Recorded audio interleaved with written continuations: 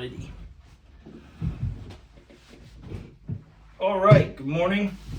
This is Uncle Fish and the Uncle Fish Talk Show with R.I. Angler, aka Isaac Carlson, and Jake Lima, aka Jake Lima. No fancy fishing page name or anything like that. No. But 4 Instagrams. We gotta keep it simple. You gotta check out his Barbers and Beards page. Jake is a fantastic barber. Make sure you check out his Barbers and Beards page. So who wants to go first? Isaac, you want to go first? Sure. So what kind of got you into your striped bass career? Yeah. Where did it start? Were you a kid? Did you take it up on your own? Where did it start? Yeah, great question. So I have been fishing since I was a kid on my grandfather's boat for a long time. I really got into this. So I was fishing probably a few times this summer. That was probably realistic for me. Bottom fishing, most often it was black sea bass or sea robins or fluke. When I was 18, so in 2018, I started fishing from the surf in a very sort of gentle way. There was a spot where that was pretty close to where I worked at the time. That is a pretty popular spring and fall spot that I got to fish in the heat of the summer. Got a bunch of bluefish. And it's grown and progressed from there, from fishing very quiet water to now my favorite being in some really rough water. So yeah, that's really where I came from, is really sort of back bay situations and not fishing a lot to getting very, very much into this. Okay, all right. And Jake, how about you? Where did your striped bass career kind of start, or your fishing career in general? Oh God, if I'm gonna start from the beginning, so first of all, I'm Portuguese, so it's in my blood to fish, right? Yeah. So it went right into the bucket and then the fry, and then oh, the that's fry, it. That's how it goes. Yeah. So I started fishing freshwater when I was 5 years old. You know, my dad used to take me as a kid and stuff. So, but yeah, then one time, I don't know, I was probably like 18 or 19. I was in Newport. And my buddy's like, dude, you ever been striped bass fishing? And I'm like, nah, man. I've heard all about it, but didn't know anything about it. So took me to like a little marina. We were fishing like little soft plastics on a jig head, you know, and we were just crushing like schoolies all night. And after that, like, I was just hooked, you know. And then I can't say I think I started fishing like out front, you know. I wasn't doing a lot of the back bay stuff. I didn't know about that stuff. So, but yeah, then I just met other people that were into the sport, and you know, and it just took off from there, and ever since just been crushing it.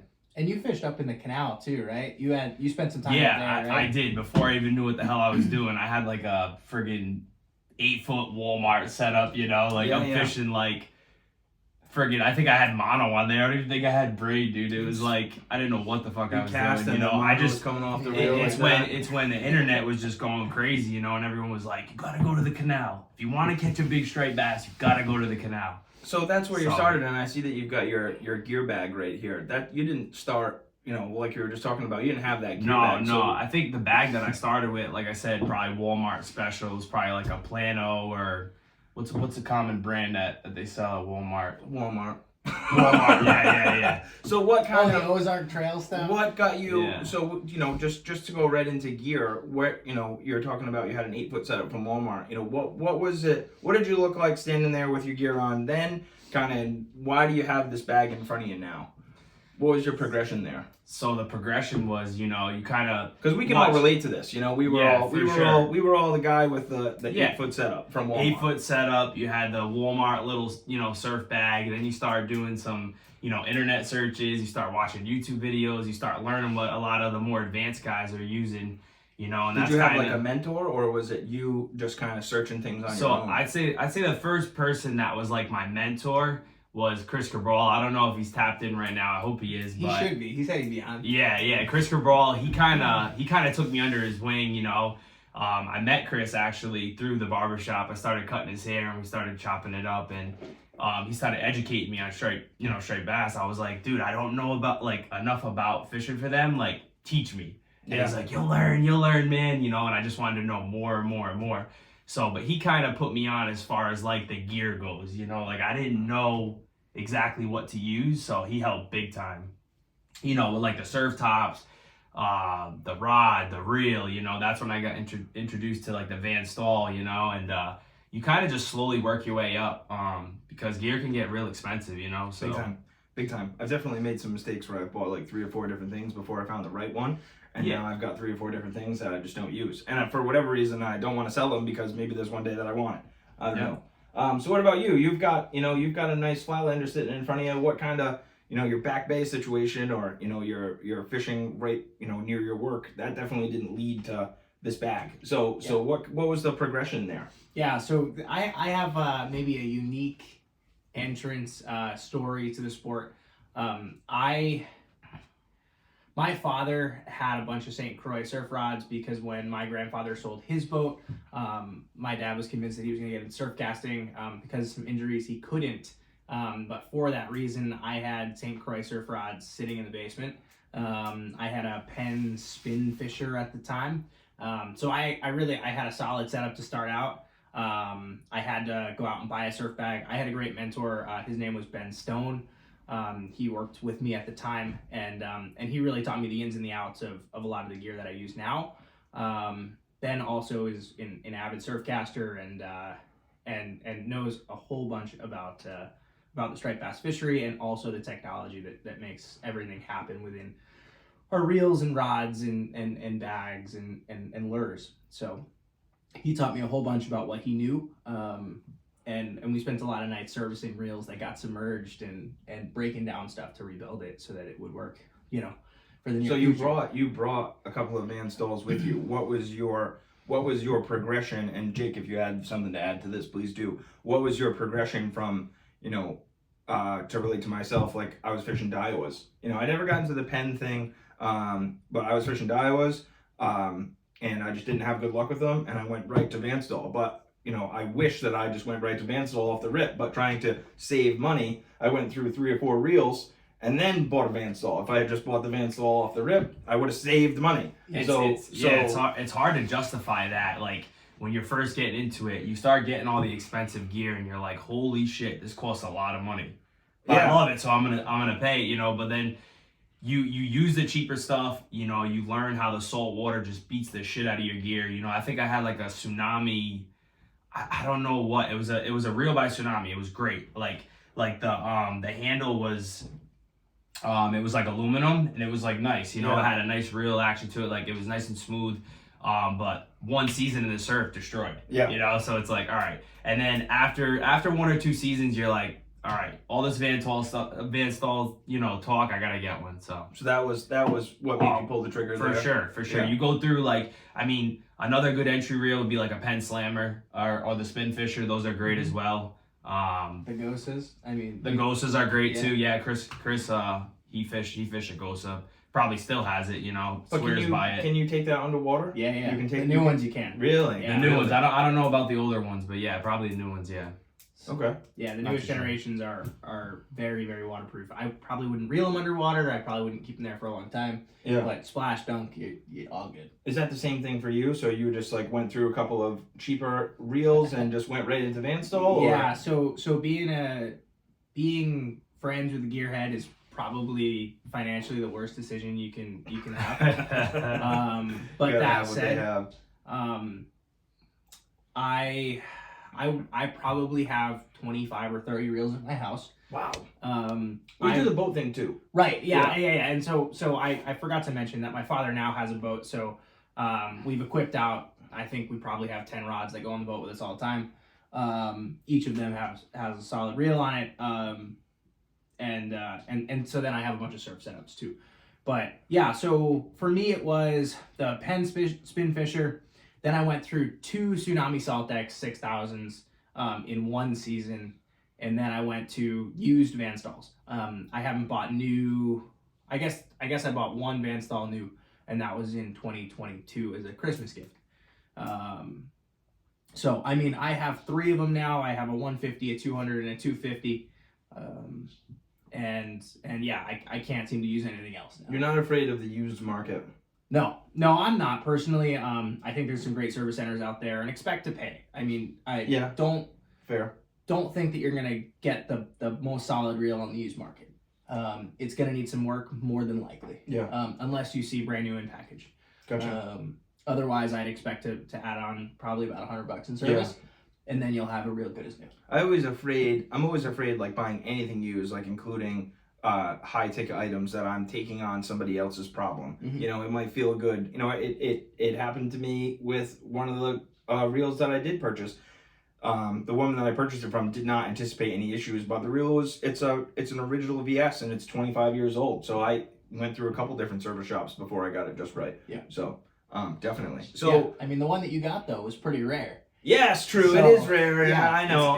And you know when you put money into I know, it's rare, but you know, like you said, you've been through it a couple times. You put the money into it, it's worth it. Now you know it's gonna be No, solid. and you have it forever. And You that's the have other it thing about forever, man yeah. stalls is you have them. You'll Oh have my them God. forever. You'll give them to your kids, your kids' kids, as long as you don't lose it in the ocean. For sure. You Couldn't know, agree more. get it snapped off and find it. You know, somebody finds it on the bottom of the beach and sends it to you. Now you're hanging on the wall. There's a Sure. story about that in Surfcaster's Journal. Check it out. So we kind of got to the bags. You guys, started just like everybody else, but you fished harder and you got to the surf bags that you have now. What's in the surf bags? Oh God, I don't even know where to start. So, well, all right. So we kind of started with so I'll just relate it to myself.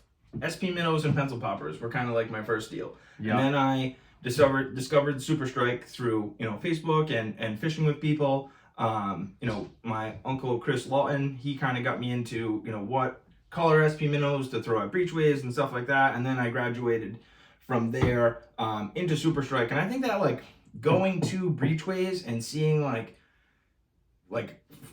you're down from number 1 fisherman to number 10 fisherman, guys that just came out of saltwater edge with everything, and then guys that are the guy that makes Ranger lures that's out there in duck boots and Grundon's rain setup, and he's fishing his Ranger lure and that's all he ever fishes. So I think that going to the breachways, although I don't love it so much now, definitely had benefits for me when I was starting, my surf casting. For sure. So where did it progress? Did we start with SP minnows and then get to Super Strike? Dude, and definitely. then... I think the SP minnow, right? First of all, it's so cheap. It's $10 or less. You can probably find it for less. And that lure catches big fish every year, and it's so cheap. I mean, you definitely got to upgrade the hardware on it, but that lure specifically, I think everyone that straight bass fish can say I got one in my bag. Most people and that thing just catches fish and it's cheap. You can't beat it. Do you have a I particular? have 20 of them. Do you have a particular pattern that you just have built confidence in for whatever So reason? if I had to have one, I'd either be blurple or I'd go bone. If one of the two, I'd always have that. Typically I carry 3 colors in my bag. I'll do a light color, a dark color, and then I'll either do a bright color or I'll do a natural pattern. So it all depends on how I'm feeling, depends on the moon, stuff like that. But I don't really have a specific color that's I gotta use this one, How do you think that the SP compares to a Joe Bag Swarter? Because I feel like a lot of people, including myself, kind of put them in the same category. But then other days when you're playing mind games with yourself, you think they're different. They're doing different things. They're different plugs. Do you think that they compare? And if you think they compare, how so? Yeah. So I guess the best way that I could probably put this, that every plug has a place. And to think that 2 plugs are exactly the same, they almost never are. That said, if we're to compare one to the other, they have the exact same profile, right? Yeah. But that said, how they work in water is pretty different. So it's a pretty different presentation. The amount of dig that you get and how they react in cross currents is certainly different. Are you always using? I never use a heavy sinking SP, and I see them out there all the time, and I see them on the shelf at bait shops, but I never purchase one ever. Yeah, I use them on the boat to great success. Do you? Yeah, Do you? great Yeah. success. From shore, I feel like they're just hitting the bottom right away. I think, I don't know if Isaac mentioned that. I didn't hear him mention it, but that is the specific thing about a swatter. So obviously it's very similar in profile to the SP minnow, but it's more slender, it's skinnier, and it does have a slow sink to it. Most of the SPs that I fish, and I'm sure you guys fish, they're floating. Yeah. And I feel like it's such a great plug that if you're new to the fishing world, buy 3 or 4 SPs and go anywhere and you have a great chance of catching fish. You know, it might not, you know, you might not be targeting large fish, although I've seen plenty of times where big fish eat peanuts. So, you know, go anywhere, any of these common fishing places, throw an SP, eventually you're going to catch something. It's probably worth mentioning that one of Jake's biggest fish is on an SP. Is it? Yeah, so last season, I was fishing a spot, and you know, a lot of people talk about slack tide, and I was catching small, you know, schoolies all night. I had a couple slots that night too, and I just had this like unbelievable take. I don't even know if it was on the pause or if I was just creeping it nice and slow. And yeah, it was like a 40. I don't even know. I didn't get a weight on her. I didn't get a measurement on her. I just wanted her to get revived to get back in the water, but she was really big. I got pictures on my Instagram, and but yeah, just plain old blurple SP, just creeping it, and and for reference, smoked that's a fish clearly in the 40-pound range. It's not a small fish. Yeah, no, you could definitely tell. I'm holding her up against my chest, and she's like as big as my whole chest. So yeah, it's those fish, like I said, you know, a little while ago, those fishing lures, those SPs, they catch like giants all the time. So where did you go? So SP now, right?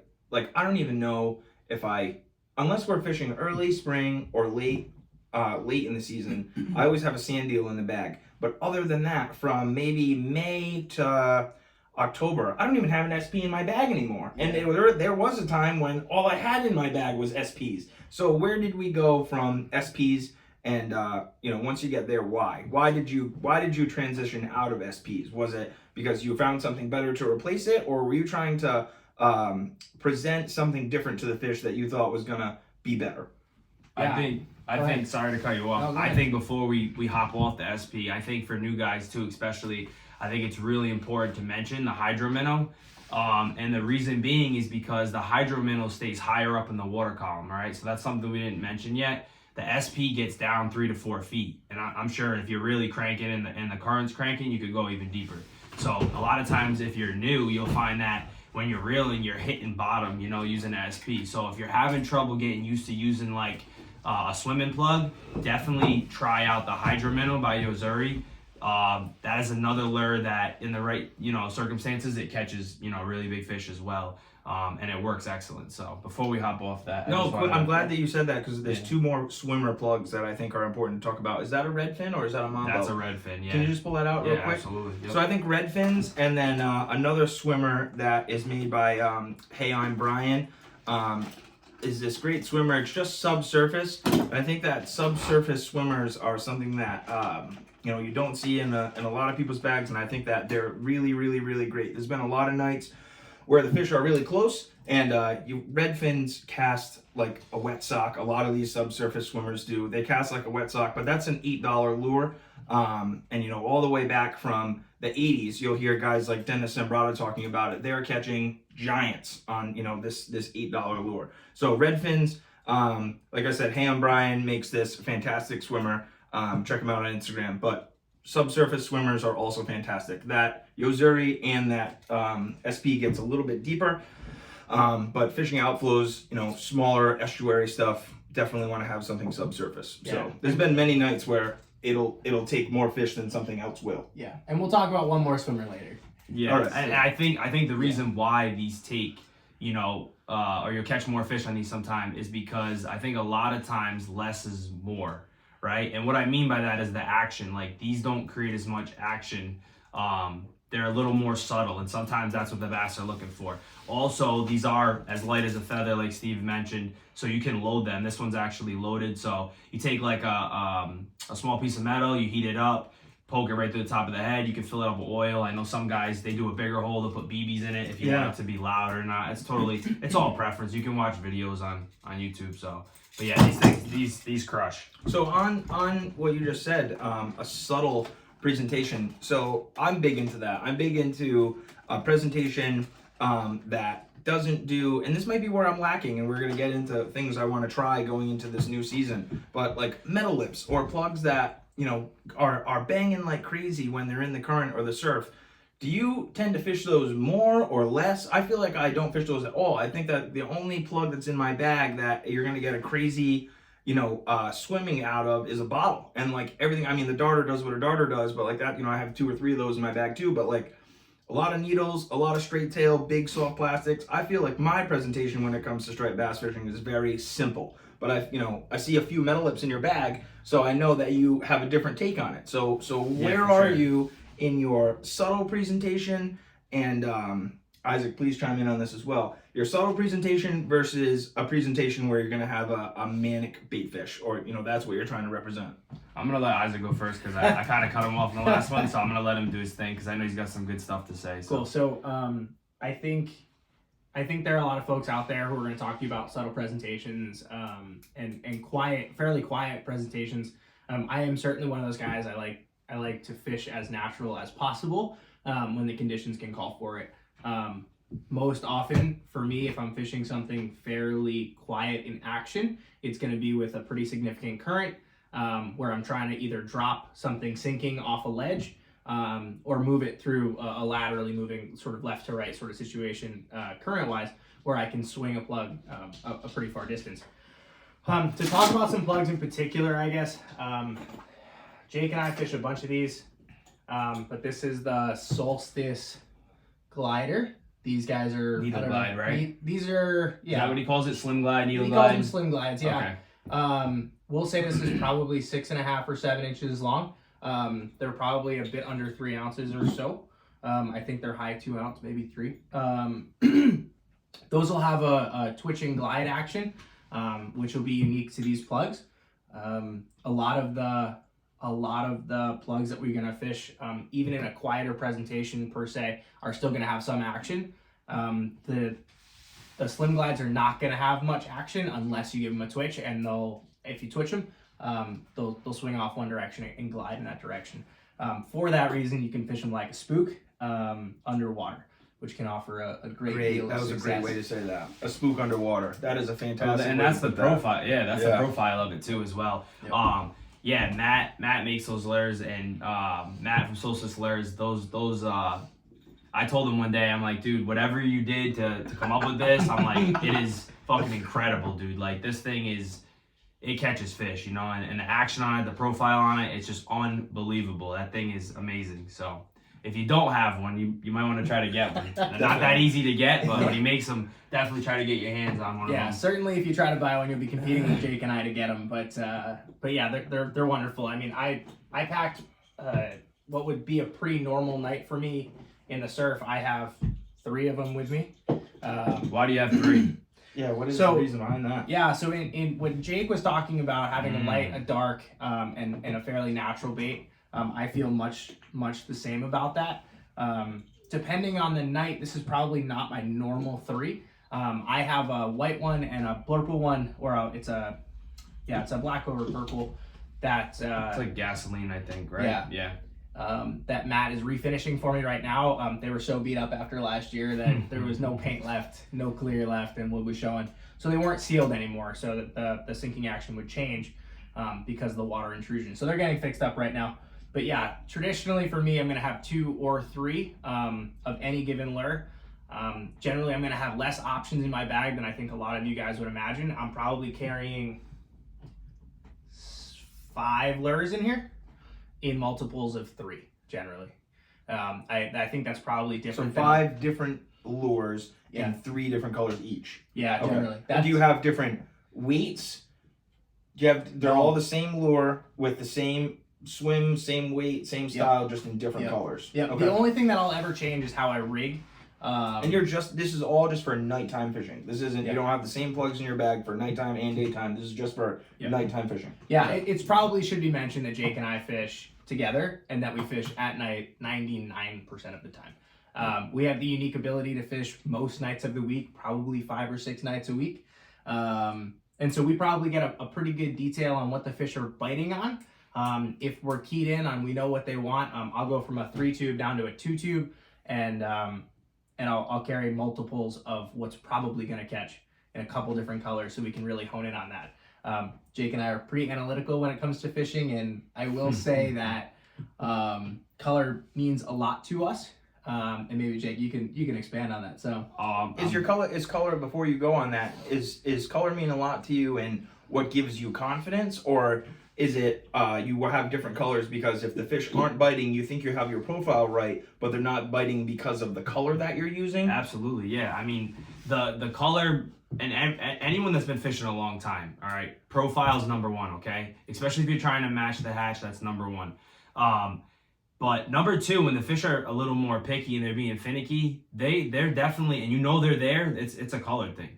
They want that natural color, they want that brighter color, darker color, and it's not just a fluke, it really does work. Yes, you might catch if you stick with the color that's not working that night or whatever, but like we've had bites like on so many occasions you switch the color and it's like boom, first cast, it's like, and every cast from there on out. Well, what do you think about that night that we were fishing, kind of out on that little island, and the darter caught fish superior to anything else? A needle didn't catch, a bottle didn't catch. They caught, but not as well. We were going through darters like crazy because we were losing because it was so rough. But so, what are your thoughts on that night? Do you think that they were keyed up on a certain bait and the darter was absolutely even in conditions? Those were 8-foot waves. So you think that even in conditions like that, they were so keyed up on the darter or that presentation that's why we were on them. Yeah, the darter was digging in just enough. It was exactly what they were looking up. They were looking for that profile.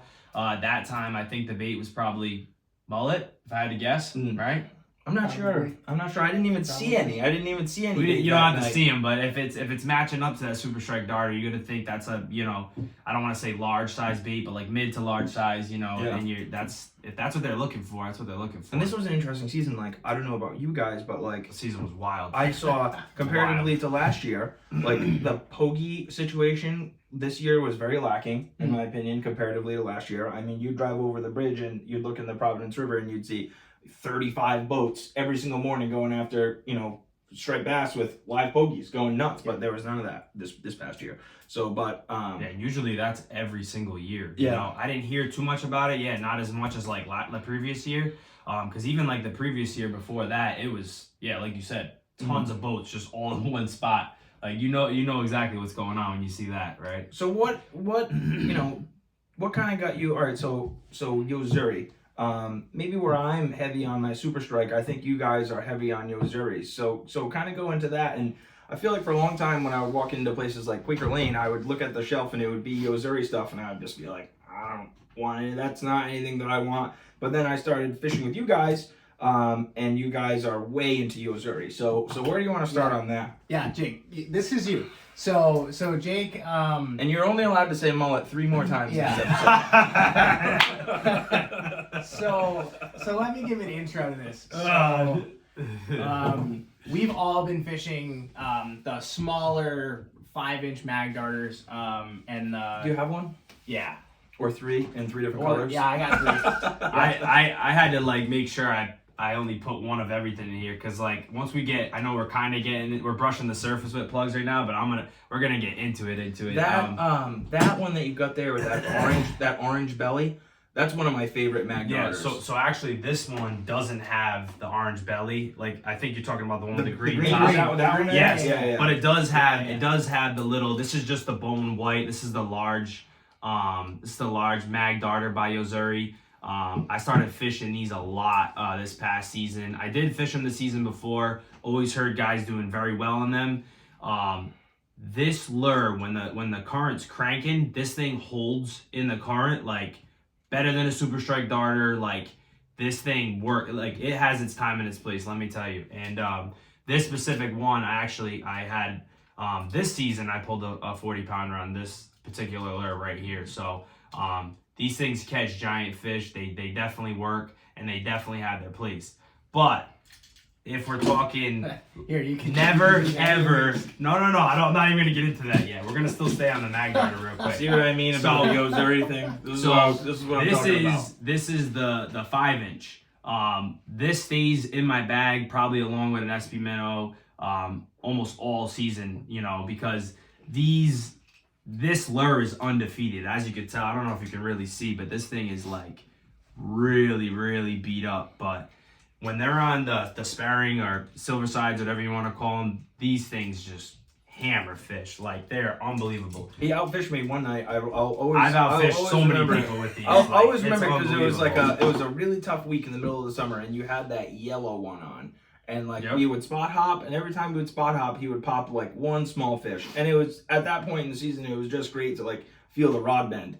And I was like, man, no fish, 3 fish on that Yozuri Mag Dog. Yeah, so when nothing else is working, you throw on one of those, you reel them in slow, you give them a hard twitch, and then pause, and on that like half second is usually when they just smoke it. So that is probably one of my favorite lures, or if not my favorite lure by Yozuri. Those things they're incredible. They're incredible. If you don't have them, you have to get some and put them in your bag. Definitely. Yeah, and as an aside to that, one of the best ways to learn how to fish those is with a short rod, probably like a 7-foot rod with a pretty light setup.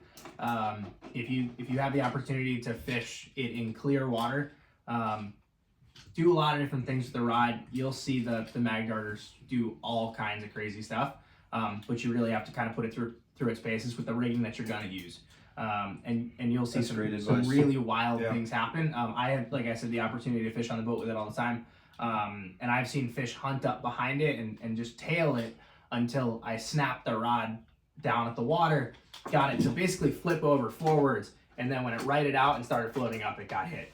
So I think that, if you have a friend with a swimming pool and you take your hooks off and stuff like that, that's great. But I think that, in the daytime, going out in either a, freshwater pond, don't come at me about salt water, different buoyancies and all that crazy stuff. But I think that, if you can get into a freshwater pond and you can get into some clear salt water, so you can actually see the movement of what your plug is doing and you're not just assuming what it's doing in the dark. I think that's a great thing to do, is to actually know what your plug action is. Because one swimmer might knock off a little bit more than another does, and there's even, you can have 5 or 6 super strike darters and 3 of them might act the same, and then the other 2, one could do nothing. First off, because they're just production things. You get a dud plug all the time. I was just reading about this yesterday, and it's 100% the case.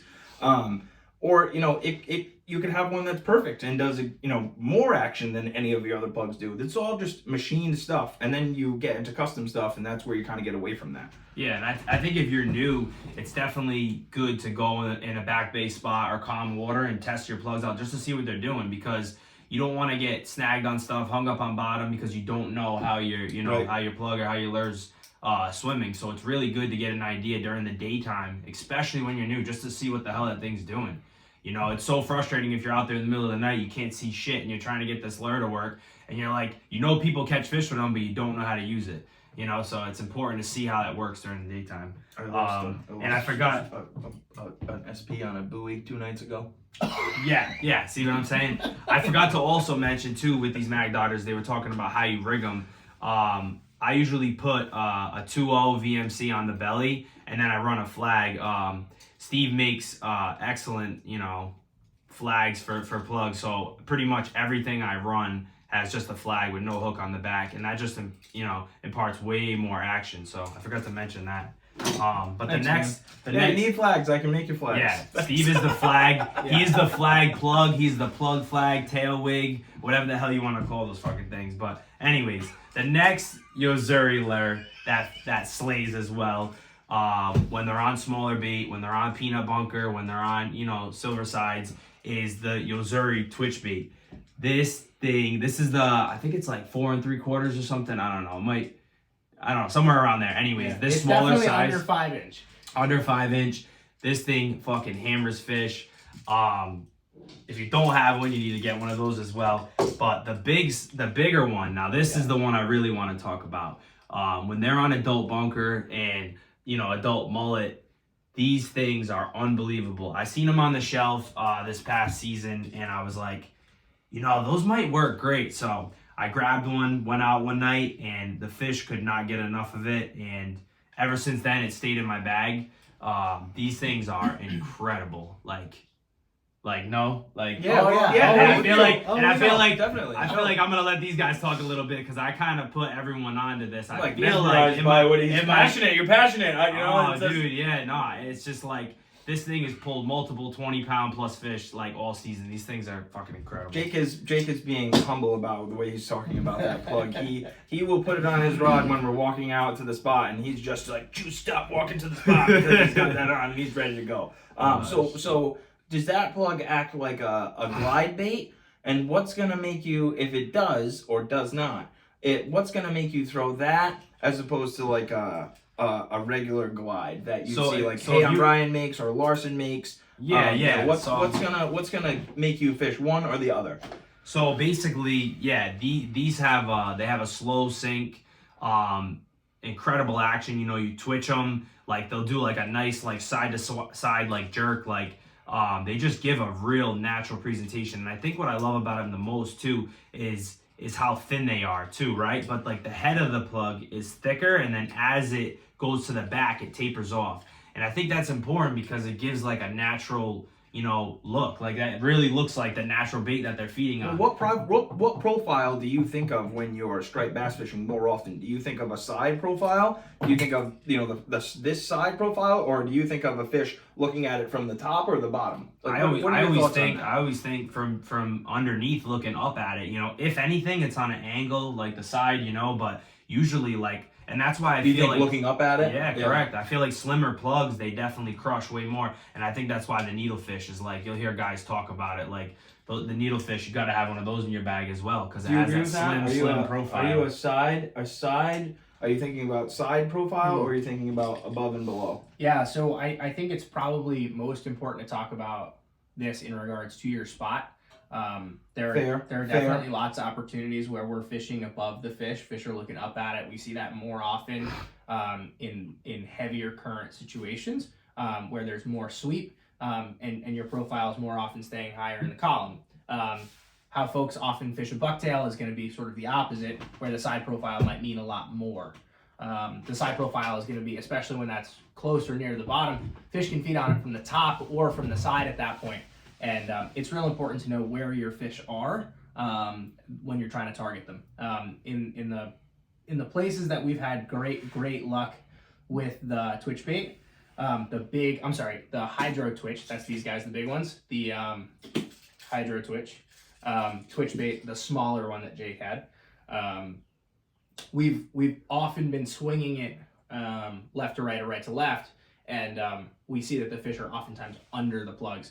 And hunting from the bottom. And you think that they're staged up? The fish are not swimming with the bait. The fish are staged up, and they're waiting for that bait to be presented to them. Yeah, and they might not be staged in the situation that you might imagine. Okay. The particular spot that we were in was inside an estuary, and we were swinging the plugs into a sod bank, basically, and we'd get hit as it was coming up up towards the side bank. Always stupid. Always gotta say some dumb shit. Always. Anyways, sorry. So we were swinging plugs up this little ridge into a sod bank, and we hook up right at the edge of the marsh, and we had great luck doing that. But again, those fish were on the bottom, looking up in an eddy of the current because they were under that bank. Gotcha. So okay. Yeah. So on plugs, real quick, while we're on presentation and profile, I just wanted to talk about soft plastics and bucktails real quick. So this is a soft plastic, an 8-inch made by Dave Lynch. And so the side profile of it, sure, you've got a juvenile eel, you've got a sand eel, that's great. But when you think of the profile of a fish and you're looking at it from the top, this is exactly the profile of a fish when you're looking at it from the top or the bottom. And the same thing when you have a bucktail, you know, when it's all feathery like this, and guys like them really thick, so, you know, it flows through the water and it's got buoyancy, but you have to think about the bucktail when it's wet. So when you have when it's wet, your body is going to be tight, and you've got that same profile that you're going to get from soft plastic, you know, or one of these plugs that are thin from the top or the bottom. So just thinking about that, different presentations, different profiles. And the other thing that you're going to get from a bucktail or a soft plastic, if you're trying to induce a bite and that you can't get with a plug, is you've got this kind of finesse going on with the tail or with your hackle feathers that's on the back of a bucktail. That's going to induce a bite a lot. Doing some river fishing all up and down the East Coast,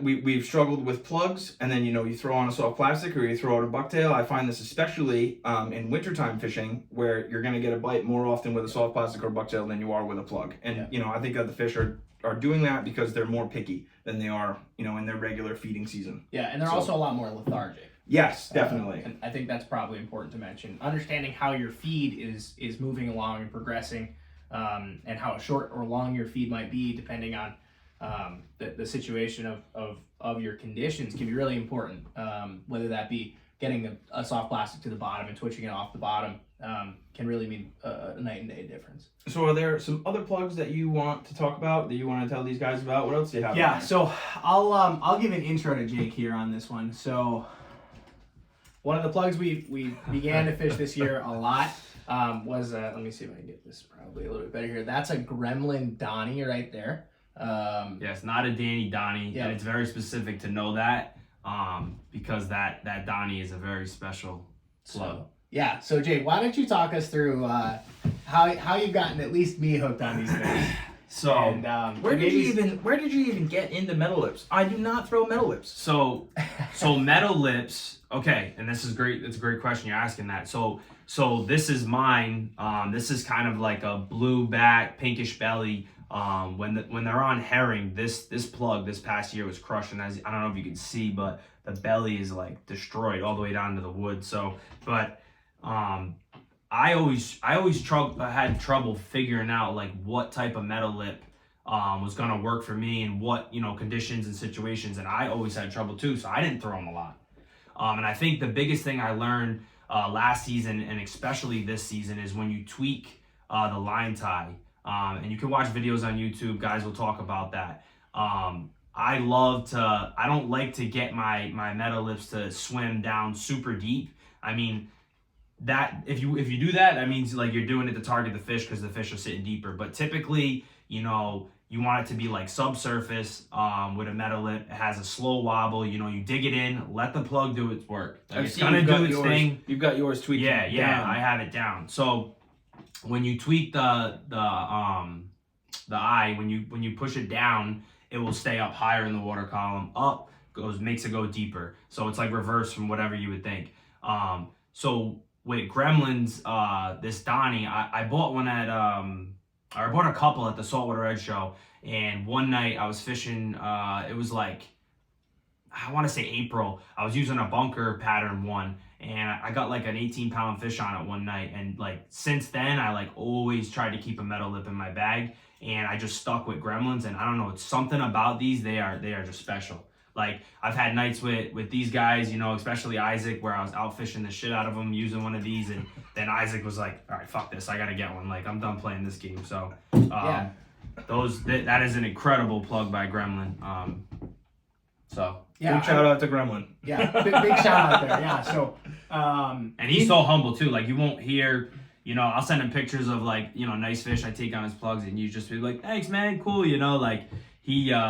But he knows deep down they're good. They catch. Yeah. I think it's probably worth mentioning for all you folks out there, if you're fishing metal lips and you don't know where to start, the best advice I can give you is start with a Danny. That'll be a top water or very close to top water metal lip.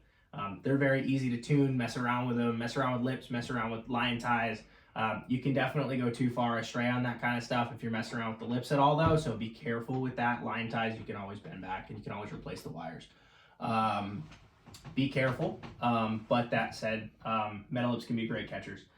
One of the things that's really going to change how your metal lip works is how it's weighted, whether it be front weighted, middle weighted, or back weighted, and the size of the lip. So I guess between us, we've fished the Solstice stuff a bit. Yeah. I can say that the bigger lips on his plugs definitely create a lot more action. And that's true with almost all metal lips with bigger lips. They're going to have a more significant action. And they dig pretty good too. And generally they dig more. So you could throw them in bigger surf, especially Matt's bigger metal lip. You want to throw that in bigger surf from what I've experienced, Yeah. With the smaller lips on the Gremlins, we've been able to fish them in real tight quarters. We fish more or less a stream with them at times, and we've pulled some really nice fish out, as Jake has mentioned. But for us, it's been really big to have something that didn't dive really deep, didn't dig down into the sand, and it's made a difference for us. I mean, it's been the difference of not catching and fish to 20 pounds. Correct. So, oh yeah. Yeah. And while we're on metal lips too, this is a big, I think Big Danny. I don't want to say Donnie. I'm pretty sure it's a Danny. This has that big wide lip that Isaac's talking about. And this is by RD Customs. Rob's a good friend of mine. He makes some really, really nice stuff. I had one night in the fall last year when the fish were on mullet, and this is like a Smoky Joe pattern, and they were fucking crushing this thing. They loved it. So when there's bigger bait present, that's another thing to put in there. You want to throw these bigger metal lips too, because they work excellent. So. While we're here, let me also shout out Matt one last time. I think this will be my last time shouting him out. Needle from Matt. This is his storm needle. It's a little bit heavier. He makes a 212 needle, which is a little bit lighter. For my folks that are fishing it over bouldery structure, either one will work. It'll just be a matter of what works in your situation. But what I wanted to say was that we've been fishing his needles almost all of this year, right? I mean, I've had them in the bag just about the whole year, and we've made great leaps and bounds on them, and they're, compared to a lot of other needles, I think they're really easy to fish. Jake has been fishing a lot of Super Strike in the past, myself as well. I've transitioned over almost completely to the Solstice stuff because it has a bigger nose on it, a bigger, flatter nose. There's a little bit more tension on the line that you'll feel. If you have trouble with fishing needles, especially the Super Strike ones, they do sink pretty quick. You might consider the Solstice needles. They do have a little bit more feedback. You can feel it in the line a little bit better. I think that's something that's important to bring up. These guys are talking about Matt from Solstice a lot.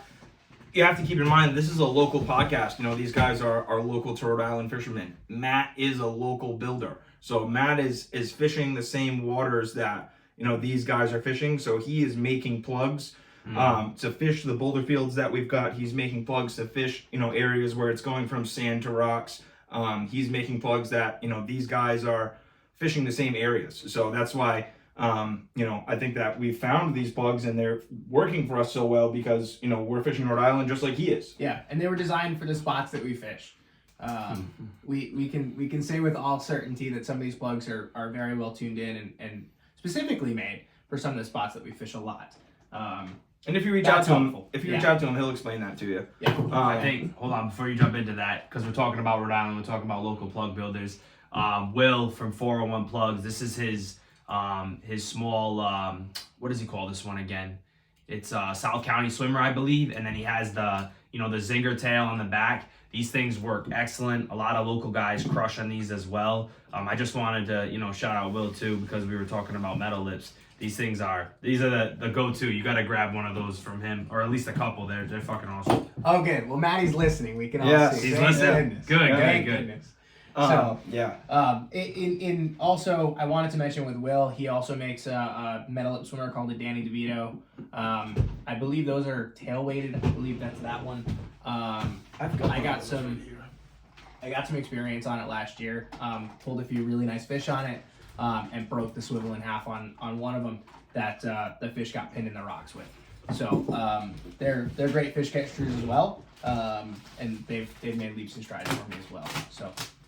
So you we're gonna get off Matt. I'm sorry. No, it's all right. right. We're gonna go into needles though. Yeah. So where did needles? I think needles opened up a whole new neighborhood of striped bass fishing for me. My first 30-pound striped bass came on a Hey on Brian needle. This is it right here. I've been lucky enough to hold on to it and not lose it. It's a great needle. Where did you kind of get into needles in your fishing career? Because I think that for everybody, and you guys could think I'm wrong, but I think that getting into needles is a big step in everybody's fishing career, because like I casted them, but like they didn't do anything. So I was like, how does this work? But now that I stuck with it and kept fishing them, they're probably one of the first 3 plugs out of my bag every outing. Jake probably has a good story for this. This is the South County Swimmer by 401, just so you guys can see it. Yeah, it's another one, yeah. Great profile. Swims great. Yeah, so. And I think Will was just on another live. I think it was Mr. Poseidon. I think he was on his, and he was talking about why he made that South County Swimmer the size and profile he did, because a lot of the bait is that size, which is fucking genius. If we're all fishing the same waters, and we're talking Rhode Island here. Right, again, for the most part, Rhode Island builder building things for Rhode Island that's waters. what I'm saying, exactly. So, and that's what makes, Will genius when it comes to that, and Matt and all the other guys that are building for these, you're building for these local waters we're fishing. So it's just fucking incredible, So speaking to the locality of things, Will actually sources his wood from the state of Rhode Island. He's part of DEM and is associated with forestry in some regard, and sources almost, I believe, all of his wood through the state of Rhode Island, which I think is pretty unique, especially within our industry. So, shout out to him. He makes great stuff. He's also got this great daughter too. That's sick. I don't have any of his darters. I'm gonna have to get my hands on one, but it looks a lot like a Beachmaster. Yeah, it's got Yeah. it's got a that thick, thick, wide yep. body, so Yep. it takes more water. Yeah. Yeah, let's jump back into the needles, all right? You said you Yeah. want to talk needles? Yeah. So where did needles occur for you? When did you get into needles? When did you introduce it into your striped bass? Yeah, Jake, go ahead with this one. Well, I just fill me in. What am Why I? do you always what- introduce? Why do you always push it off to Jake? Yeah. No, So- it's alright because I got a good story probably. Just point me in the right direction. Where's the story going? Jake had a great night in Newport.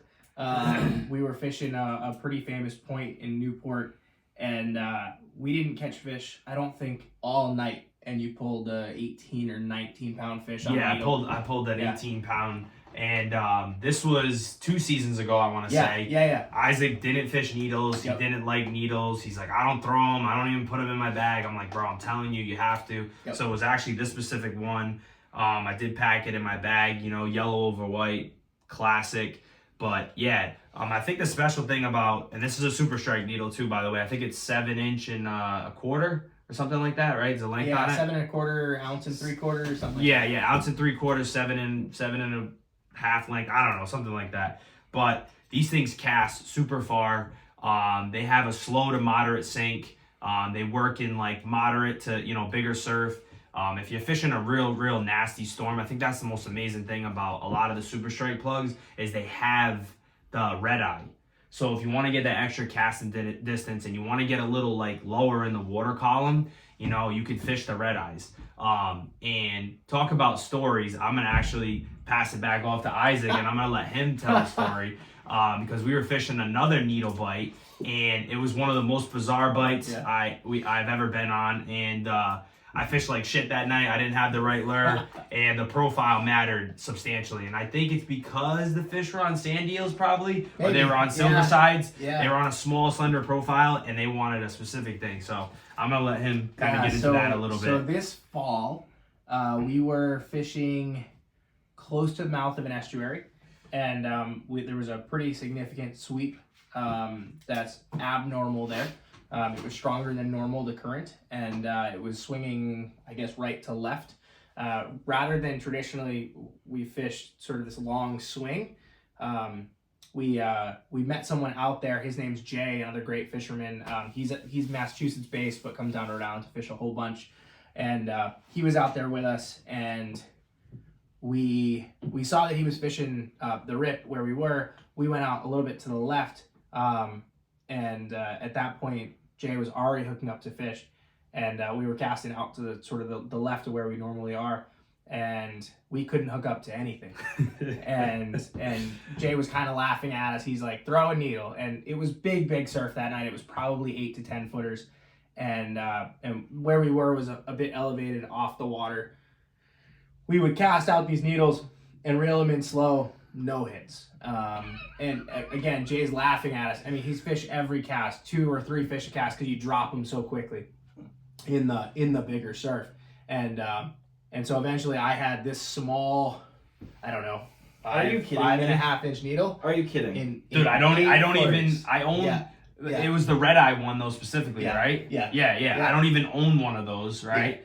I own the smaller needles, just the regular yellow eye, but I didn't even own one. And because I think the surf was so kicked up and they were so keyed in on a specific profile. So get your Ticonderoga out and put a treble hook on it. Like that was the ticket that night, and you want to talk about being picky and finicky, and but if you had the right thing, it was like every cast, it was unbelievable. Yeah, we the trick that night, talk about kind of a weird thing that. So went what on. else? Well, not to cut you off, but you're saying that you couldn't get a bite. What else were you throwing at these fish that this is what they stuck on? Big needles. And they wouldn't take that, but they wanted the small needle. Yep. Wow. And it was immediate. So night we and day. had to figure out what we had to do with the needle once it hit the water.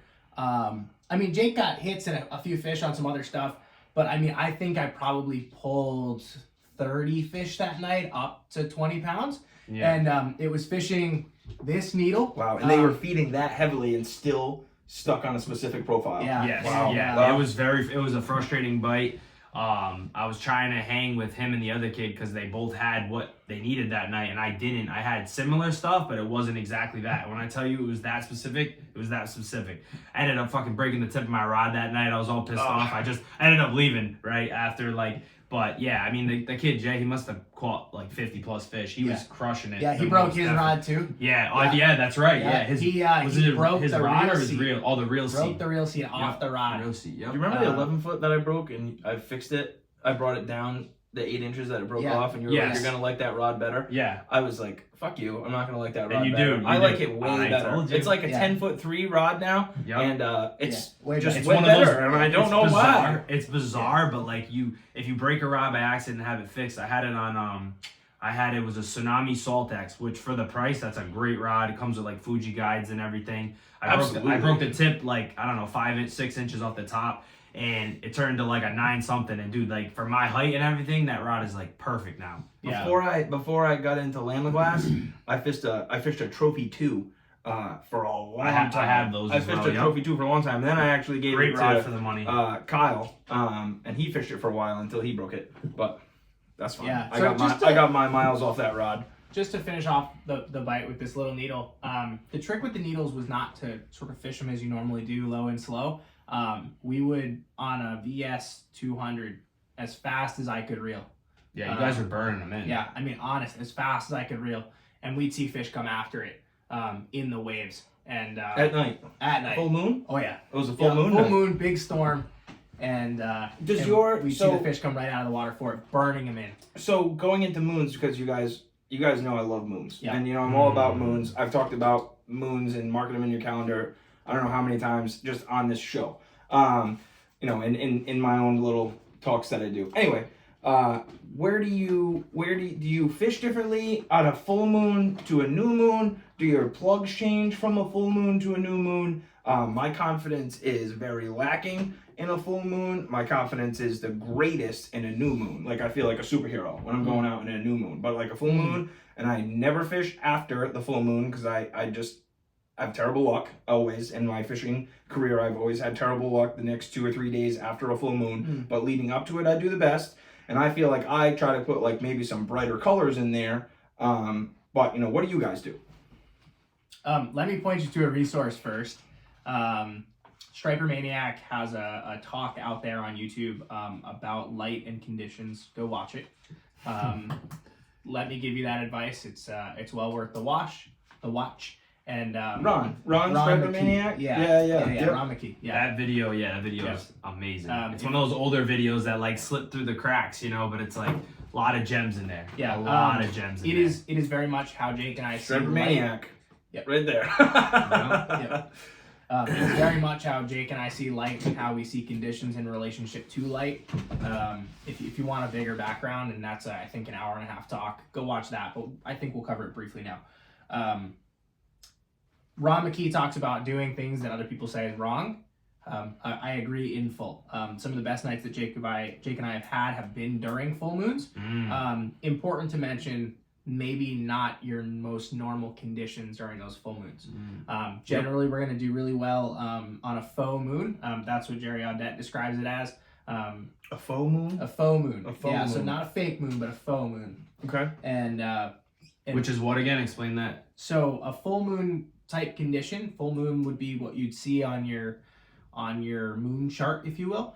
And realistically, what's actually out there is a pretty heavy or mid to heavy cloud cover, which adds a lot of shadows to the water. I do like those conditions big time. Yeah. So that's what I wanted to touch upon. I was just waiting for you guys to say and do your thing and say what you had to say. But yeah, some of my favorite conditions to fish, and I've had the best success, is a full moon with cloud cover. Definitely. And you got to have good wind and good surf conditions as well. But if all those line up, I've been on bites where the moon's so bright, right? You're not catching shit, right? As soon as the cloud cover comes through and comes rolling by, boom, it's like a light switch, and then you're catching fish every cast.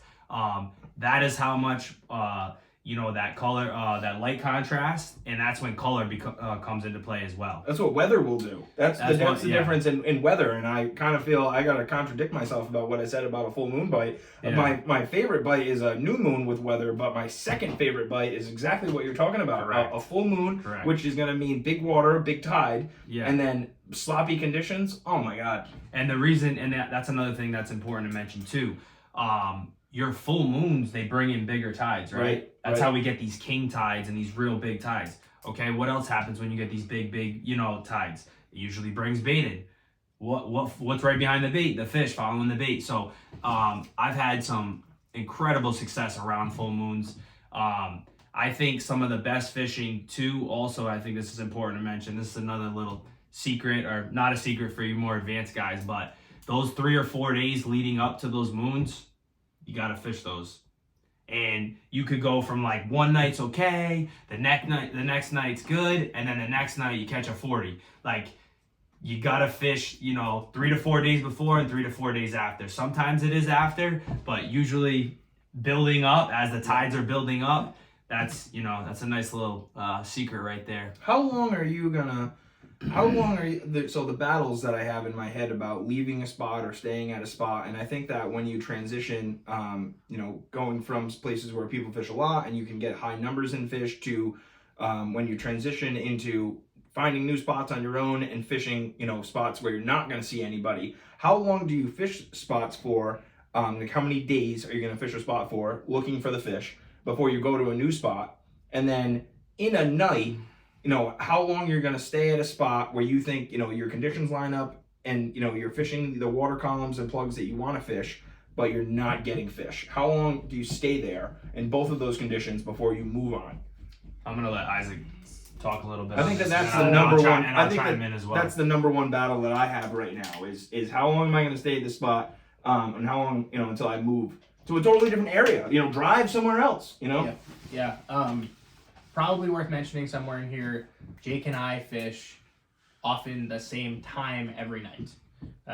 Generally, we are out at the same time. Generally, we're back at the same time. Schedule, man. Fucking responsibilities as an adult. We're going to get into that. Work-life balance. Right after this, we're going to get into that. So, important that we fish the same time because each day the tide is an hour later. So, we're fishing a different section of tide every time we go out.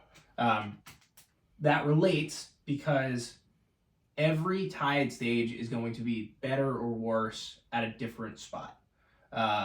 Say we're fishing a low tide as compared to a high tide. Mm-hmm. That will often change where we go more than we didn't catch fish there last night. Yeah. If the conditions set up well for a spot and we didn't catch last night, we're probably going back the next night.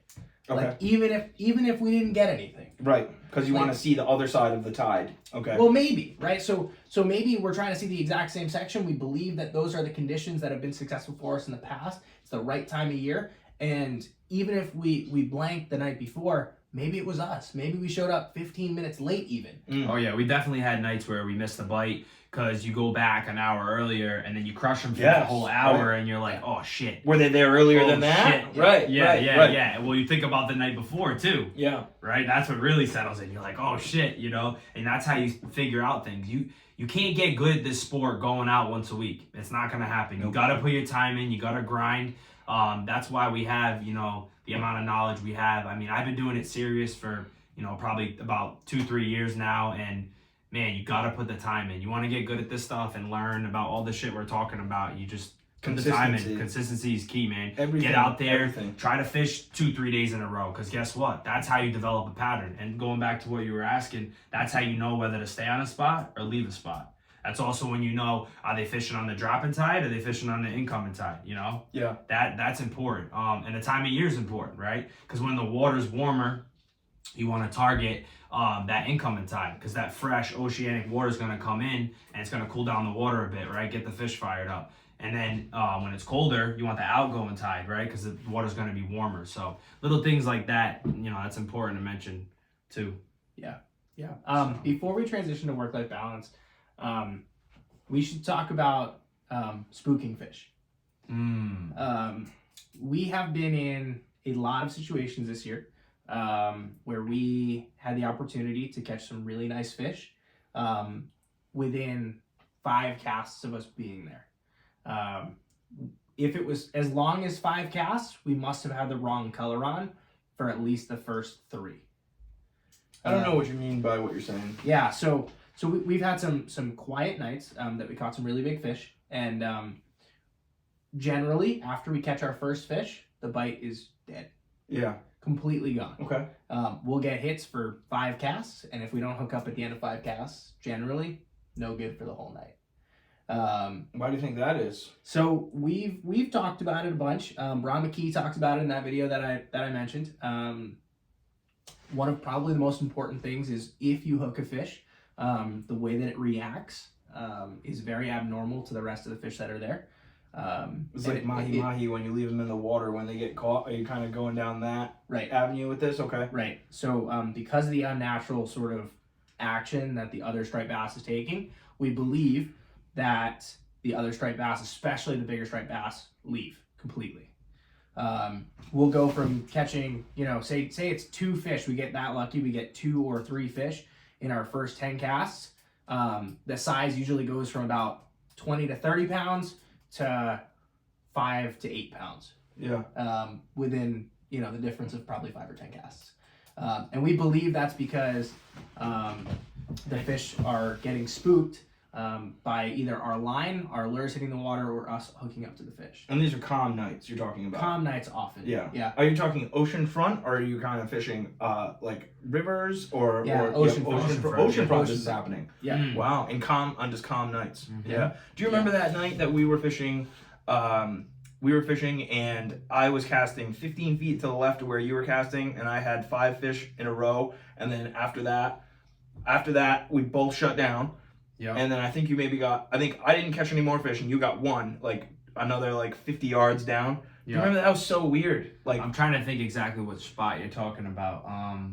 There's one that comes to my mind. I was fishing that sand deal. I was fishing the sand deal SP Minnow, and I was casting to the left next to the sod bank, and I got 5 fish right in a row, and you were casting, I think, that or a Larson glider. And there was I got 5 fish right in a row, and yeah.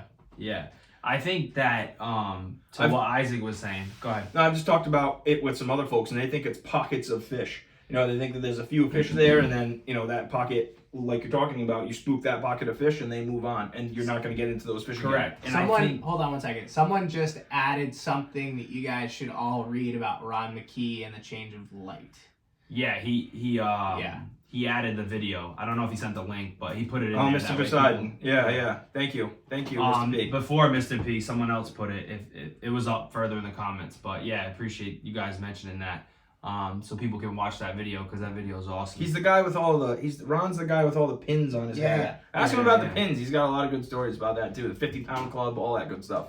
Yeah, but going back to spooking the fish, I believe that, and I talked with Matt from Sosa's actually a little bit about this, that when there's big fish around and you're targeting those big fish and the conditions are right, the tide's right, everything, that first cast, especially if those fish are sitting there in that general area, that is it right there. That's like if you miss that or mess that up or spook the fish, I mean, that could be a shot at a 40 or 50, and if you blow it, that's it. Now you gotta wait till another day or another night. So that first cast, we were talking about it.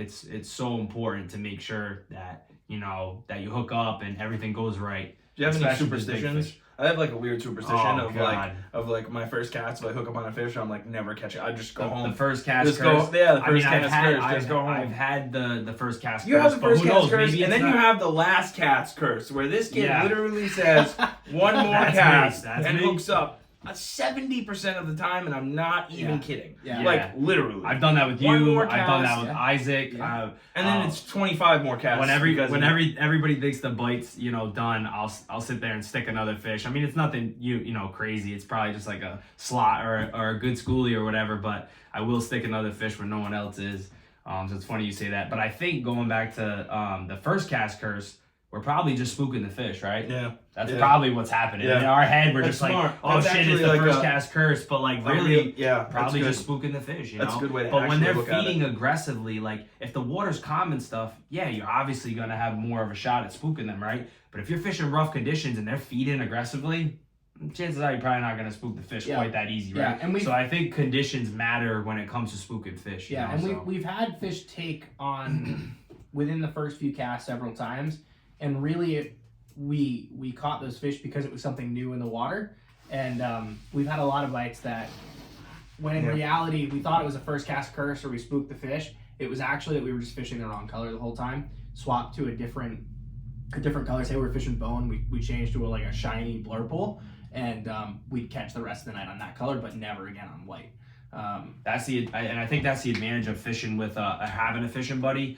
Not only for safety, but you work as a team, right? A lot of guys forget, they want to go out and fish alone. They want to earn, every single, trophy fish they catch, which is awesome. Kudos to you, But I'm a firm believer in work smarter, not harder, right?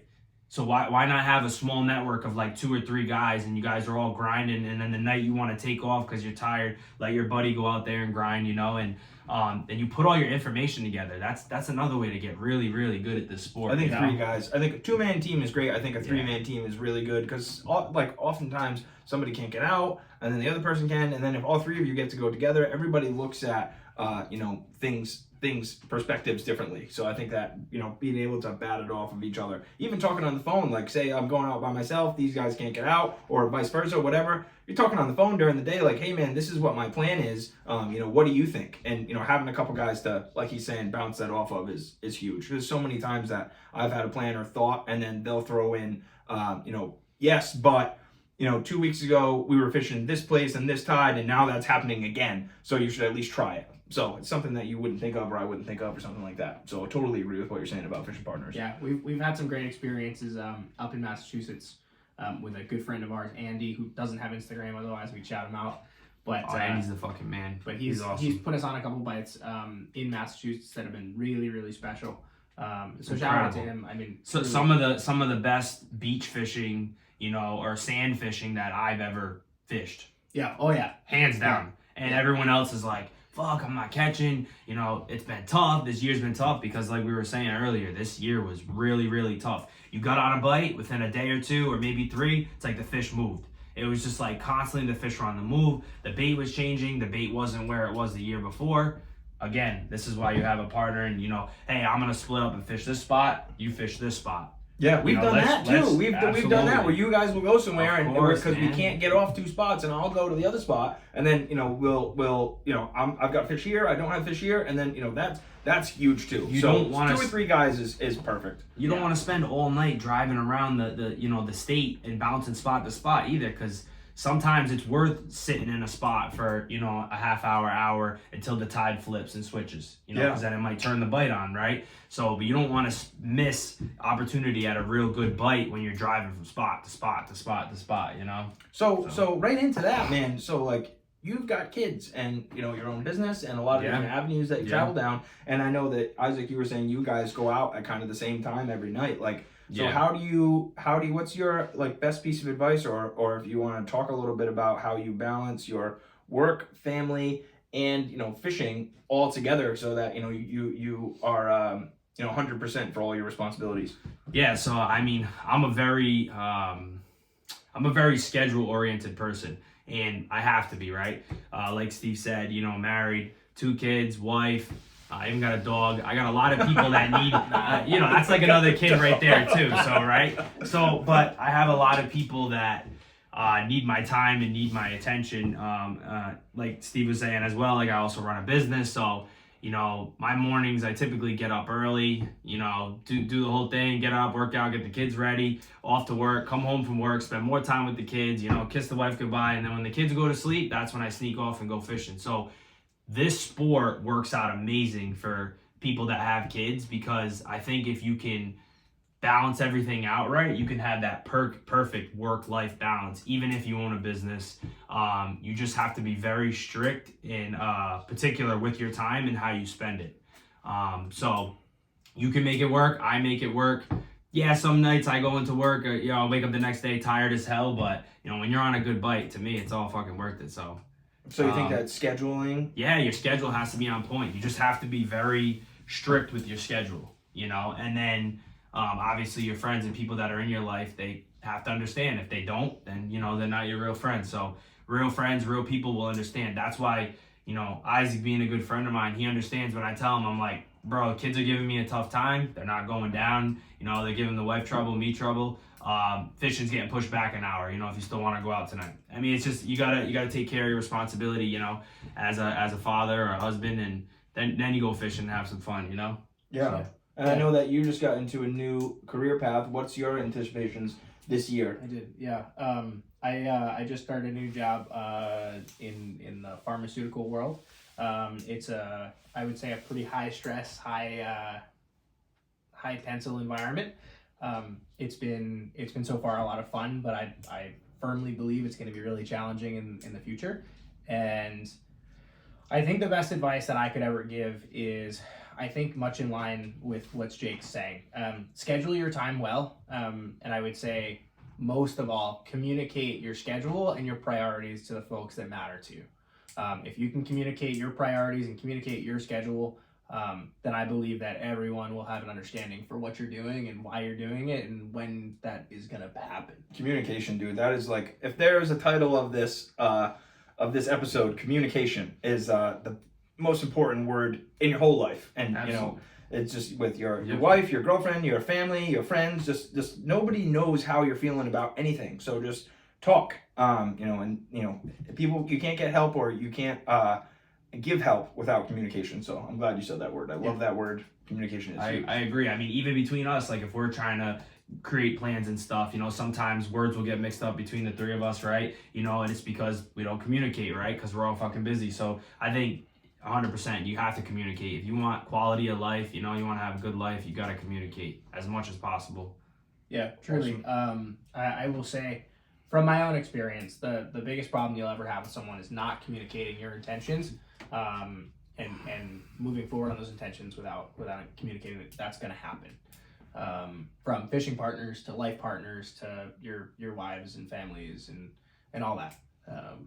So for striped bass, like, so I'm gonna go back to Jake because he's one of the kids. We don't have any. Yeah. So Jake's also the old one here. So. What does the old I'm these, when we go out fishing, like all three of us, right? He plays the dad I card. play dad, right? Yeah, Because I yeah. am a dad by nature, right? I can't help it. So I went out. We went out one night. I'm telling Steve, I'm like, Steve, watch that rock back there. I don't want you to roll your ankle on it, big guy. You know, I'm just looking out for you. And Steve's like, dude, do you ever stop being like a fucking dad? I'm like, nah, man, it just comes natural to me. I can't help it. So yeah, that's by nature. So I can't help it. Oh shit! I'm like the uncle you never had, you know. That's me.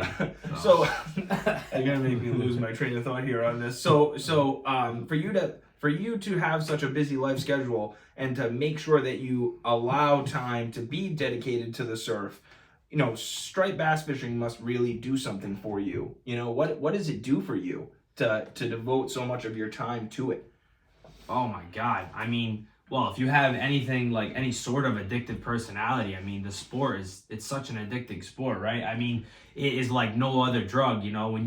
Anyone who's been fishing or loves fishing, when you hook into that fish and the line just starts burning off the roller, like you're just like, yup, this is what it's all about. Those sleepless nights, all that shit, you know, like that's why I keep doing it. That's why I go out, you know, almost every single night, because I'm always, you know, we're trophy hunting. Yeah. We love being out there because it's, you know, obviously, I mean, for most of us, it's therapeutic too, Yeah, right? Everything else is gone. Everything else. Everything, all the other yeah. things. You're just all gone. technology, phone, all that shit's gone. I think that's the one. I don't even give a fuck if someone texts me, you know. And if it's my wife and it's important, you know, Especially I'll know. if it's me. If I'll I text, know. no chance I get it. I'll get like, you know, I'll feel it vibrating in my surf top or something, you know. But I'm not fucking answering nobody, you know, especially if I'm on fish. Like even these guys are fucked. They ain't getting a text message back if I'm, you know, crushing it. He'll you be know, like, you I'm gotta- going to this spot yeah, if he dude. gets out there first. And you gotta just hope Yeah. that he's still there when you get there, because you have no idea. That's the thing, though. We all fish, you know, similar spots. So chances are, if I let you know I'm heading out, like this is where I'm at, you're gonna have to fucking find me. You know, good luck. So It might be a walk. And Right. it might take a little while. But yeah, eventually. it's therapeutic being out there. You know, something to being out, like just being one with the ocean and nature out there. It's just like, it just clears your mind from all the stress and bullshit. And I know you run a business too as well, Steve, so you know exactly what I'm talking about. Yeah. You know, and then I have the family too on top of it. So all the stress and responsibilities, it just all goes away when you're out there. And I fucking love it, man. Definitely. I think that, like, I go to work, I do my work thing, and that 100% takes, all of my mental ability, with dealing with all kinds of things that are work related. But then I get home, I get in my fishing van, and all that stuff is just closed. And a fishing van. I got an old van that I fish out of. Just a minivan, not a van. Yeah, it's That's a minivan. So if you see me in the minivan, that's me in the minivan. But I get in the minivan, and I fucking love that now minivan, dude. my fish brain is turned on, and that helps me switch gears, getting out of the work truck and getting into the minivan. That's when I switch over and get into that. Yeah. So thanks. I appreciate you talking about that, because I think that's really important. Let's just mention one last thing on that real quick. All of us are in a special situation. We all have great wives and girlfriends. We do. Thank you for bringing that up. Yeah, that's very important. Truly, it takes a lot to understand and have a significant other gone often. All three of us have wonderful wives and girlfriend. I guess in my case, hopefully we'll fix that pretty soon. And that's on you, big boy. Yeah. So don't rush it, bro. Listen, Steve's halfway there. He don't got the kids yet. No, I'm all the way there. Yeah. That's why I'm being the most quiet, right? I love my wife too, but I don't even gotta say. She already knows where she's on there. She's watching. Yeah, she already knows. She knows how I feel. She's in the chat busting my balls. She never stops busting my balls. So it's nonstop. We are lucky. That's huge. It's a love-hate thing, but we definitely. That's being married and being in a relationship. It's constant work, Yep. When your partner, it's a full-time fucking job. When your partner understands that, all right, like I gotta go. Like, what do you mean you gotta go? You went last 3 nights. Yeah, I gotta go again. And they just are like, all right, like that. Yeah. That's when you can't even. There's no words to put that into. Yeah, for sure. The gratitude that's expressed there. Yeah. So to be thankful would be such an understatement. Yeah, there's such an understatement. Yeah. Just all right, I'm gonna be gone for the next 5 nights. Like, all right, but then there's give and take. Like, when she says go to church on Sunday, you got to go to church on Sunday. So that's you can't argue. You just when she has your debit card or your credit card, and she's like, I'm going to swipe that motherfucker and rack up a check, and you're just like, all right, fuck it, I'm going fishing still. Go ahead, have fun. Take the fucking card. See you later. It hurts, but then you still get to do your thing too. So it's all about balance, man. That's what life's about. So real quick, I wish we hit on it earlier when we were really into Matt's plugs, just because he kind of introduced this to me, and now I've got it on as many plugs as I can possibly put it on. But he does that dropper hook setup, and you've actually got it even a step farther over here on this needle glide, where you've got it. It's a dropper hook with a what pound? Do you have any idea what pound this is? It's got to be 60 or 80. The split rings or the swivel? The swivel. Swivel's 200. That's a 200. All right, so he's got it on a 200-pound swivel. And this is a fixed hanger. Thank you. This is a fixed hanger with a 200-pound swivel to a BKK. What is it? 2.0. That is a. Let me see. That is a 2.0 BKK Raptor Z. Important. Raptor Z. I love this setup. I think that it gets rid of all of the. What happens when a fish is trying to pop the hook out of its mouth? Drop your fish. Leverage. Gets rid of all leverage. It got me all worked up on the family stuff. I lost my fishing. You know what I mean? So it takes away the fish's leverage. I think it goes into your plug bag much easier with no tail hook. It doesn't get all tangled up in your plug bag. I think that the release of the fish is much easier with this one single belly hook. There are so many reasons that I love this setup. You got to try it at least on a couple of your plugs. This is really great. I mean, I would say almost all of your plugs. I mean, if we're going to get back into that, I told Isaac, I told Steve, like, all of my plugs, and they're mostly all of the flags that Steve makes is, I mean, we all know, or most of us know, especially for the advanced guys, striped bass, they eat from the head, They're eating from the side of the head, like they're ambushing their prey from the front. Only the small ones and shit will really nip at the back, and we're not trying to catch those anyways. So you're going to do way less damage to the fish, because what happens with this back hook most of the time? It ends up in the eye of the fish, right? So we want to try to not do that to the fish. Also, the fish gets better leverage on you, right? Because when this hooks into the fish from the back and from the side, now it's pulling from 2 different parts of the plug. Definitely. So if they shake or turn a certain way, they're going to pop one of those hooks and then probably pop the other one. You feel that happen. When you drop a hook on a fish, you feel it. You do not need this back hook. My 40-pounder that I caught this year, another one of the 40-pounders I caught this year, I'm sorry, I had an incredible year, even though it was a fucking tough year. humble brag. Super Strike He's darter. he's being so humble. He's not telling you he's got a moo cow plug from Super Strike. Yeah, they only send that to you if it's 40 pounds and up, you know. So it took them a while to get it to me, but Isaac has one too. I took actually the professional photos of that. But yeah, this Super Strike Blurpo darter, I hung a 40 pounder on this plug this year and had a flag on the back, single belly hook right in the corner of the jaw, perfect fucking hook set. No problems, no questions asked. I typically run the VMC, the 3.0s on the Super Strike, or any bigger plugs. I run a 3.0. Smaller plugs, I typically run, like on an SP, I'll run like a 2.0. What? Andrea. Oh yeah, you say humble brag. There's an humble brag.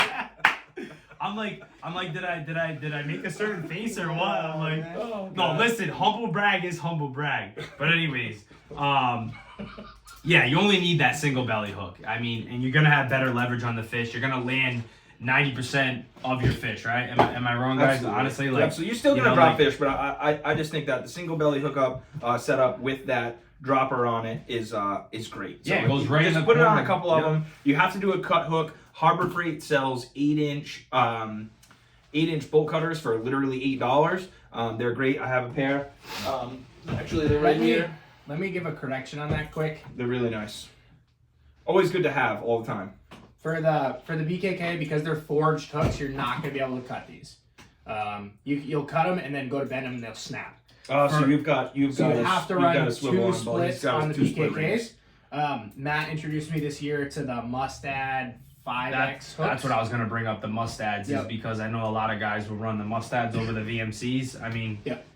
You should kind of elaborate. Yeah, so certainly these are one of the heaviest hooks I runs, with the only exception to the Raptor Z's. I don't know how well you guys can see this, but those are the two got hooks. short arms. Don't mind him. You know, Like a T-Rex. like a T-Rex. So those are the hooks that I'm gonna run often on my heavier plugs.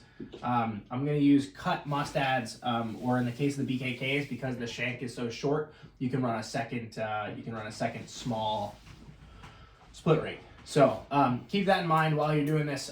Only on fixed hangers is this massively applicable. If your plugs have swivels in them already, it's not going to make a big difference in your life. But that said, take it off that back. I think it does. Don't listen to him. Is a world. Do whatever you want. There is no right and wrong. Yeah. Well, yeah, there is right and wrong, but yeah, some of it's debatable. Yeah.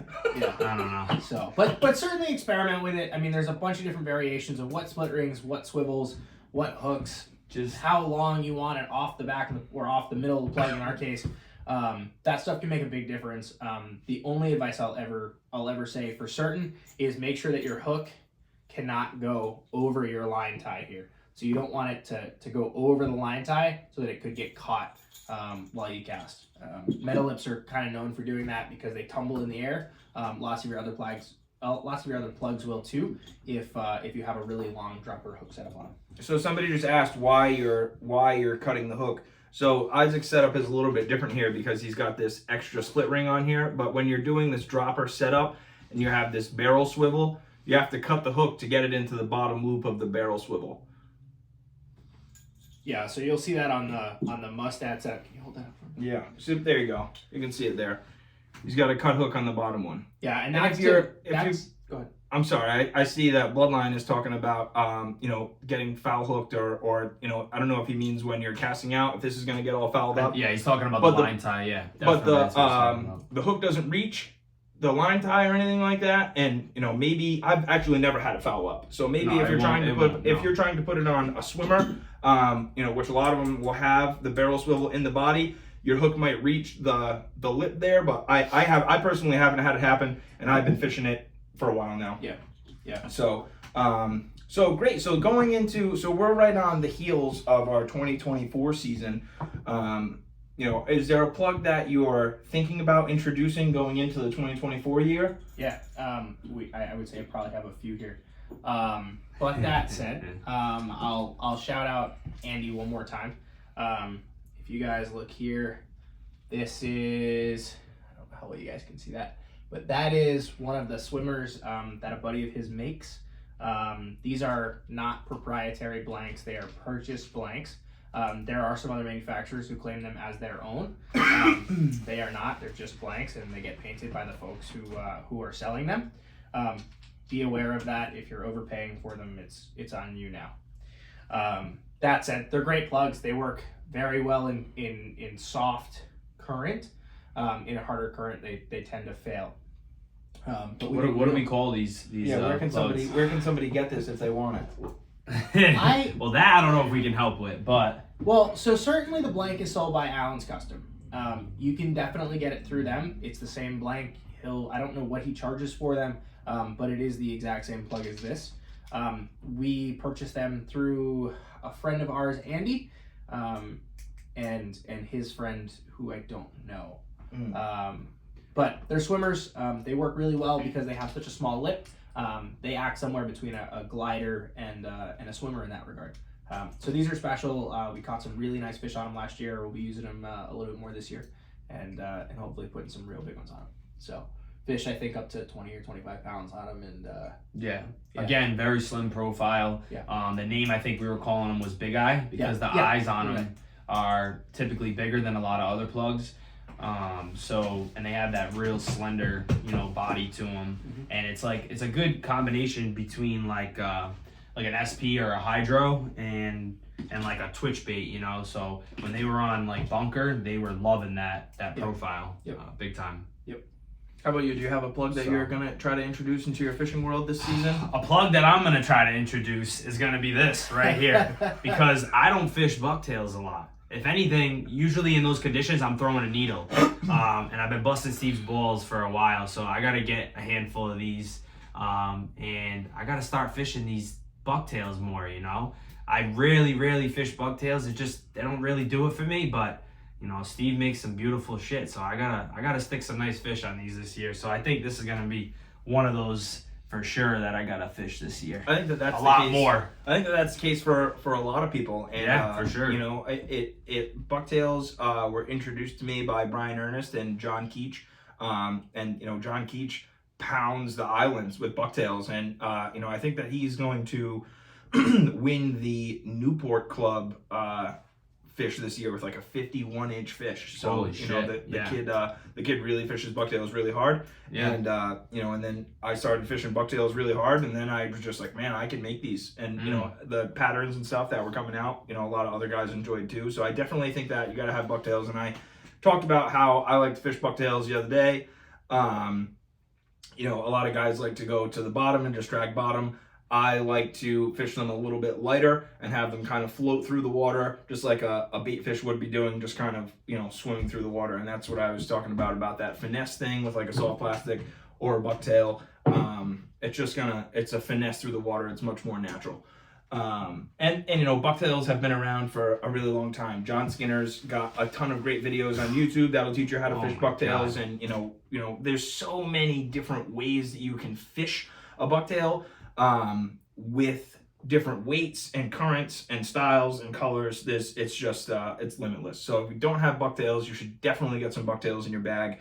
There's been more times that I can count that I've been fishing, and there have been guys throwing all kinds of things at the fish, and I've gone out there with a bucktail on a rock, just started hammering fish. And I'm not trying to advertise that. It's just, even if I didn't tie bucktails, that's the honest to God case. It's the truth because and that's why I just like the profile of the needle. And I think what really makes me throw a needle over the bucktail is the casting distance. Yeah, definitely, right? I can hit where I need to hit with the cast.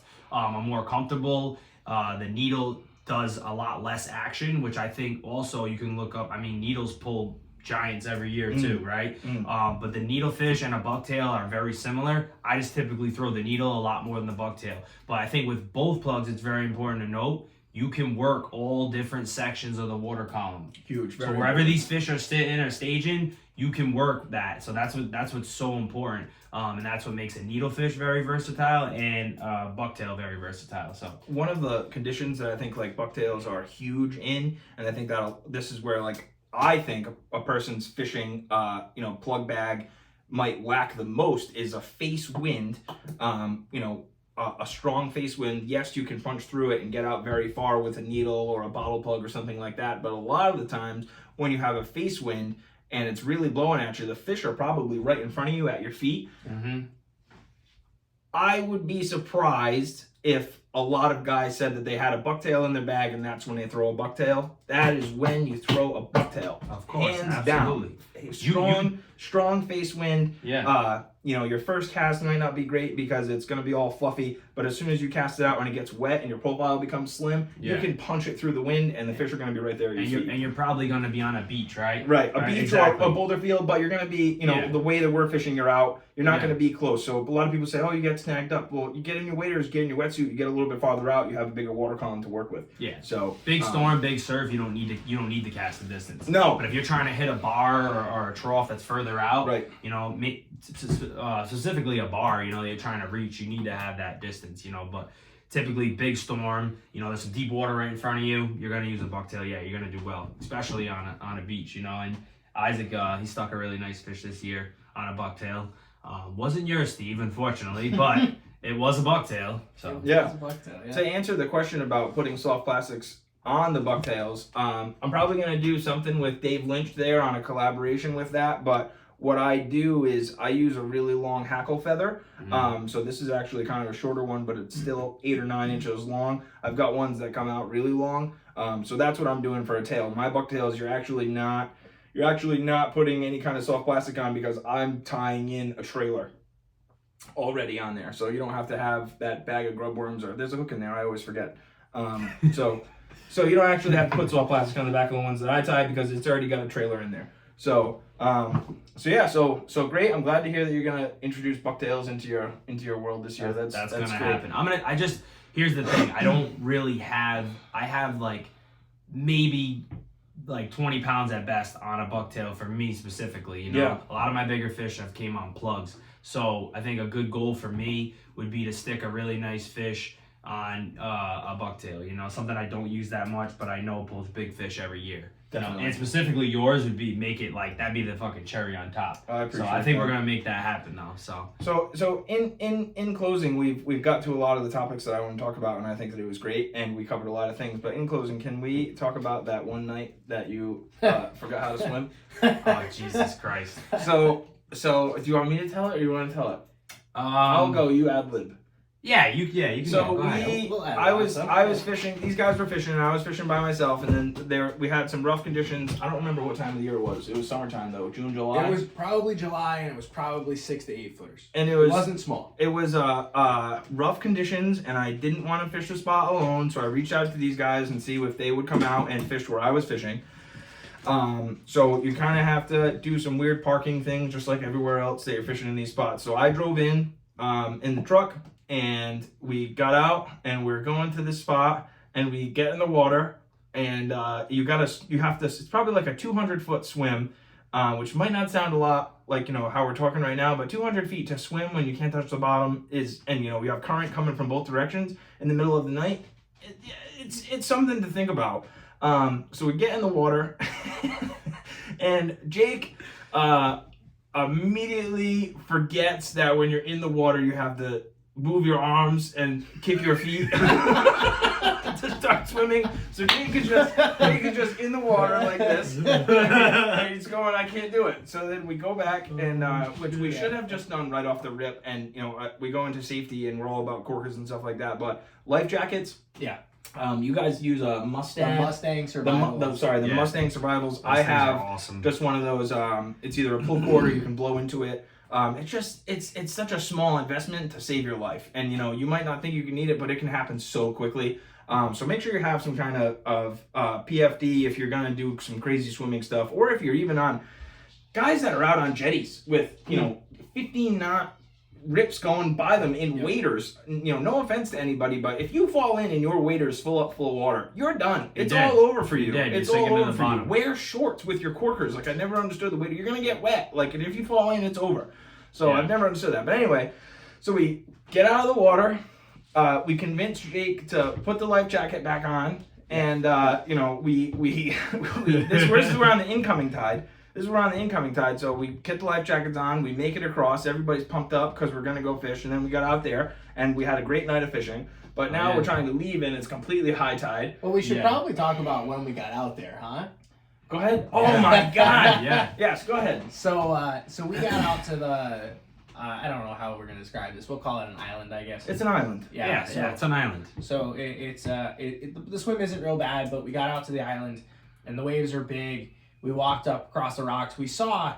I mean, how big do you think that fish was on the rocks? It was like a 35-pound fish just washed Yeah, up. yeah, it was 35. Yeah, it was mid-30s. Yep, all day. Yeah, so real big fish on the rocks, and we presume someone got out there during the day or the night previous, or there were some guys leaving when we showed up, so we weren't sure quite what the situation was, but there was a huge fish on the rocks that was recently dead, and we walked past that, and there was a rock bridge between the island that we were on and a much smaller one that was more associated to a rip that I was hoping to fish.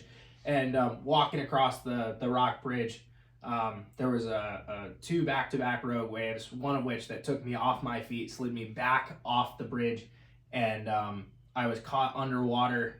And dude, you were like hanging off of a fucking cliff. Yeah. Like, This is how quickly it can go wrong. It Like, escalated quickly. Yeah. and there was absolutely nothing that Jake or I could do. Oh, no, He was we probably 50 feet in front of us just getting Oh, no, washed he off was- this island. He was further. He was In- like in- 100, 150 feet. He was Yeah. further than 50 feet. And I was Oh, yeah. probably you're washed. definitely. I was probably washed down this rock another 50 feet. Yeah. Yeah, He went and like if you would have from- went a little bit further, you would have been swimming in Yeah. the water. He would've went been in the from water. standing up to like being like clinging on Yeah, before he got hanging off sucked of the out cliff. into the ocean Yeah. within 5 seconds. Yeah. So I get knocked off my feet. The rod comes out of my hands because I'm clinging onto the rock in front of me, and the wave luckily brought the rod back into me, and it was across my two hands. The wave finally washed through. I had caught the edge of the rock with my feet and hands, and stood up, made some strides A towards little Jake bit, and- got hit again Yeah. by another wave. Yeah, towards Jake and Steve, who were screaming at me at this point. And as Jake said, got knocked down again, slid back again. always. And That's because Steve's a fucking giant. The waves don't hit him and hurt him as much as they hurt the littler people like me and Isaac. Yeah, I mean, I'm pretty wide as things go, and not real tall, so it's kind of a bad look for me. But yeah, I got knocked down twice, almost slid off the rock entirely twice, and thankfully got back. And Definitely. and- And you were pretty much your confidence level was still very high for being that have just happened to you. yeah, You know? yeah. And, Oh and yeah, thankfully- Isaac's very- like, very we're like, little- you good? We're like, you good, bro? He's like, yeah, I'm ready to go, dude. Yeah, Let's very fucking get it. little Let's like get it, shaken man. up, and Yeah. like we were very like we were very concerned. Jake being Oh, I looked Jake, at Yeah, Jake Jake being looked at yeah, Steve and I'm Jake- like- Jake was ready to go. I He was was like- like, we're not I looked at fishing here. Steve. I watched Isaac almost die in my head. I'm like, yeah, fuck this, bro. I want to live another day. I want to go home. Yeah. Get out of my wet clothing and snuggle up on the couch in the fucking fetal position and just fucking be like, I don't know if I'm gonna do this anymore, man. This might not be for me. And But then, this we was. got into a serious bite. Oh, we got and into then, an excellent And then we bite. started fishing after all Yeah. that. So after all that happened, like we haven't even got lines wet at all. This is literally just trying to get out to the Yeah. spot. Yeah. So then we actually started fishing, and this was actually the same night that I was talking about the darters. That night I was trying to fish live eels because I was Yeah. big fish hunting. I was really in the mindset that I didn't really care about numbers. I just wanted to really get into big fish. So I casted my eel out. I had gotten hit really close to shore, and I was like, I think I was the first one in the water with the eel. Yeah. I was ready. Like I had the eel hanging off, good to go. So they were picking out whatever plug selection they wanted. So I casted the eel out, cast like a wet sock. And it was a face wind. So I got it out there 15, 20 feet, and I got hit like right away. And I was like, oh, there's fish here, guys. So, we through the process of elimination, that eel is on the bottom of the ocean somewhere Yeah, now, gone, and that yeah. was it. Yeah. And then I was done with the eel, and we, figured out that you were throwing a translucent darter, I think, that night, and I think that was Yeah, I got one. yeah, he was throwing that translucent amber darter, and That's like Yeah.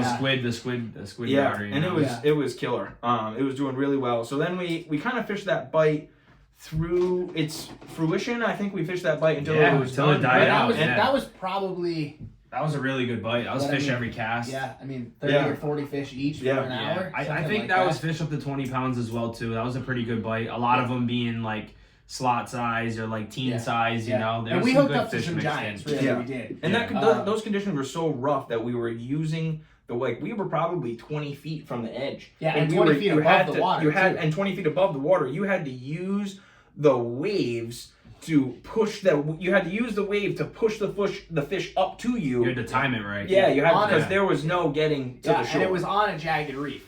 It was not like we were overhanging the water trying to lift fish. There was a jagged reef between us and the fish when we were trying to land them. Yeah, very, very scary. Crazy. On a Tuesday at like midnight. Yeah. No big deal. On a midweek night bite thing that we had going. And I want to say, going back to like swimming out there, like it's a little ways to swim, and I believe when you're out in the middle, right? It's the deepest part, and Steve's like fucking. He's like the Jolly Green Giant. He's just like trucking through this fucking shit, right? And he's looking back. I'm playing with the big fish. He's like fucking slapping the shit around like he's in the bathtub, dude. Like, and he's looking back. He's like, "Come on, guys, what the fuck you doing, man?" Like he's just cruising, right? So, and I'm over here like fucking I forgot how to swim. I'm pushing myself along with my rod. Thank God I have my big setup with me. That I have my 11-foot stick.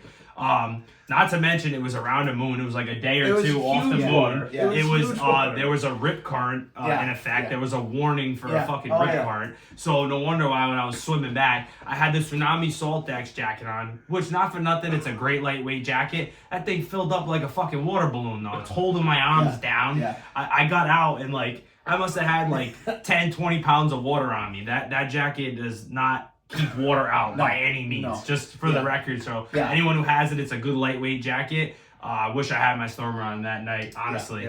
Life jacket definitely saved me, helped me. On the way back, the water was higher. Like I said, I used my rod, pushed myself, got to land. I think I was like kissing the fucking ground, and then I think I said "fuck you" to Steve and Isaac. I was like, I'm never doing this shit again. I like catching fish, but I like going home too, you know. So I don't know. There's certain things that like now, if we were catching like 40s and 50s all night, I might fucking swim out there again, you know. But I was like, I don't know.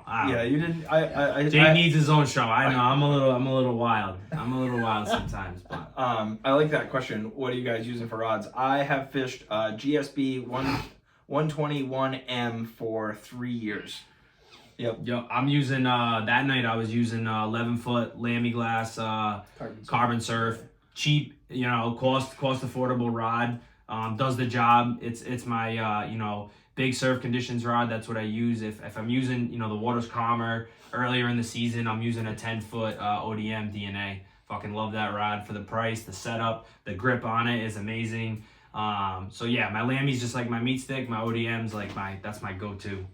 So, which I think Isaac and a couple other people put me onto that. You guys fish rod. You guys both fish fast action rods though, right? Yes, correct. I fish a moderate. I fish a moderate, and we've talked about this a lot. But I feel like most people that surf cast, you're fishing a fast action rod, though. No, I don't know. Unless you're fishing you're fishing Lamy. Unless you're fishing I fish that Lamy, that GSB, dude. Yeah. I don't want to talk about high sticking and all that stuff. I have high stick that rod with every single fish I've ever caught. So I just yank the thing up, and it's thousands of fish. And I'm not trying to say that because look at me, thousands of fish. But you obviously have to be smart. But a 20-pound fish, sure, no. But anything under that, I'm pulling the fish up right onto the rock that I'm with, and that GSB takes all of the abuse. Yeah, do that with a 40. I want to see it. No, I'm not gonna do that. Well, first I have to I gotta catch a 40. I gotta catch a 40. I can't break 30, so I gotta catch a 40. Isaac is the rod man. So what you're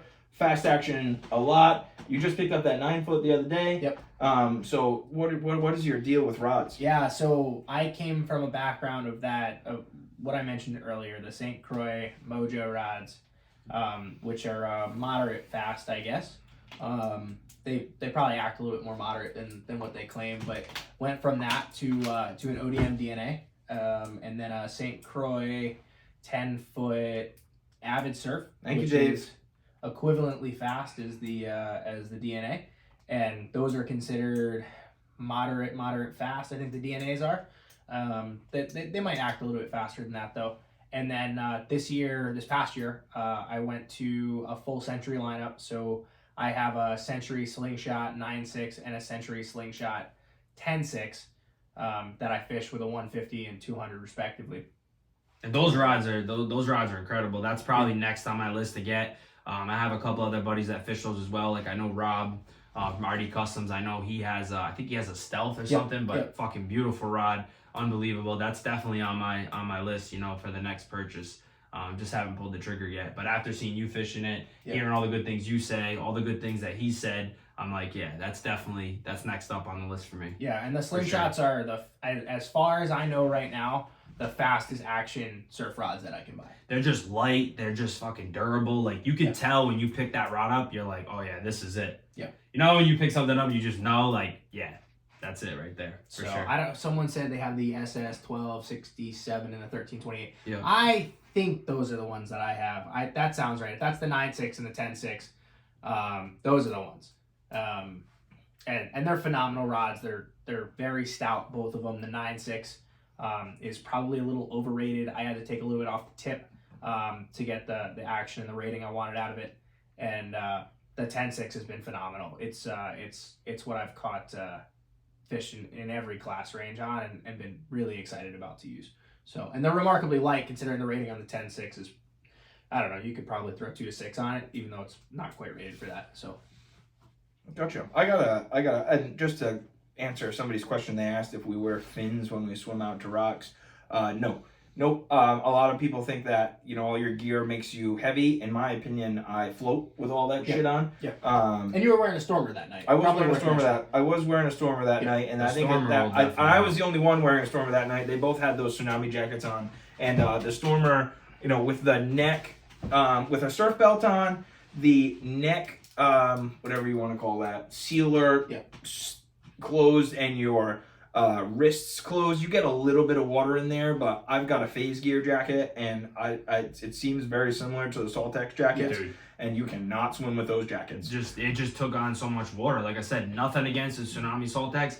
That is a very great summer jacket, full. Definitely. Like, it's very lightweight, but like, you want something heavy duty that's more serious, is going to keep more water out. Hands down, the Stormer Surf Top. You need that. Not the one with the fucking zipper, the pullover one. Like, you want to be sealed as much as possible if you're doing more intense, swimming and shit like that. Does anybody, not to cut you off, I'm sorry. You're good. Just in the comment thread, we've got a monitor. We can kind of see like what you guys are saying here.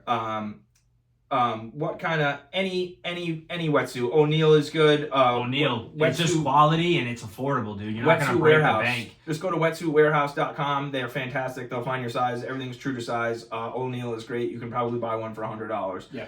Does anybody fish a Guy Cotton? I'd love to see reviews about Guy Cottons. If you could either comment here or send me a DM.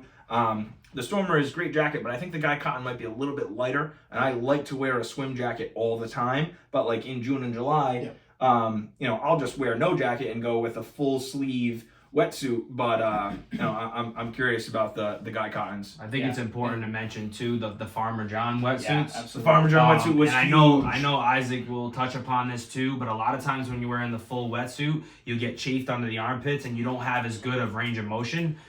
So you can wear like a dry fit long sleeve underneath with the Farmer Johns. Isaac put me onto that, and I really like that. I just got a big hole in the crotch, and I don't want the fish grabbing my what instead, so I haven't been wearing it. But I gotta get the thing fixed to get a new one. Bring it to me. I'll sew it. All right, we're gonna have Steve sew it. He's gonna put a bucktail in the front so it wiggles in the front. Nah, I'm just Unbelievable. kidding. Unbelievable. This guy needs his own fucking show. Jesus Christ. Wetsuit Warehouse is great. Really affordable wetsuits on there. That's where I got my Farmer John from. I actually have to get a new full suit because your knees, and that's the other thing. People are like, how long are they going to last for? And I saw another guy talking about, sewing in knee pads to your wetsuit. The wetsuit is, in my opinion, it's $100. I think it's disposable. A 2-3 is we're talking about summertime, but you've got guys like, hey, I'm Brian, will wear a 4-5 all year long, and that's a really comfortable suit. They're fishing up in areas where the water is a little bit colder than what we've got in Rhode Island too. But Rhode Island, I wear a 2-3. Yeah. If it's a little bit colder, like I said, I wear that Stormer jacket most of the time, except for when it's dead summer, June, July, August. I just do the wetsuit.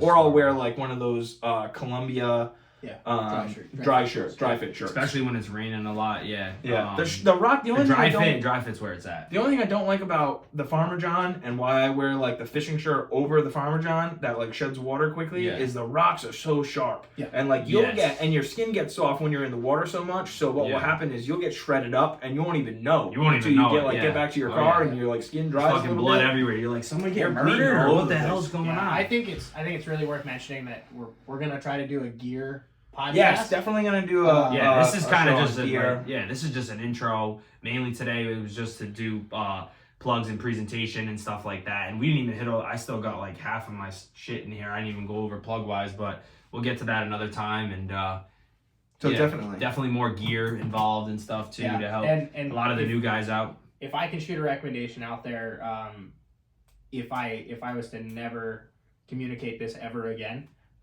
wear gloves. And the gloves that Jake and I have used this year are the Gorilla Grip gloves. They're all black. They have a blue logo on the front. Yeah, like a baby blue logo. Because of the size, they have a blue logo. Depending on the size that you get, oh, okay. I didn't they'll know have that. different colors on them. But those are the gloves to get. They have great feel. They drain water pretty quick, and they're phenomenal for keeping your hands safe on the rocks. Most importantly. Definitely. Yeah, especially when you're swimming in the water, you're climbing, because like some of those rocks, it's like they have the barnacles on them, and you guys know what I'm talking about. Like your braid hits that, instantly breaks your line. Your hand hits that, instantly slices you wide open like a razor blade. That type of barnacle rock is nothing to mess around with. So wetsuit and gloves is a must. Definitely need that.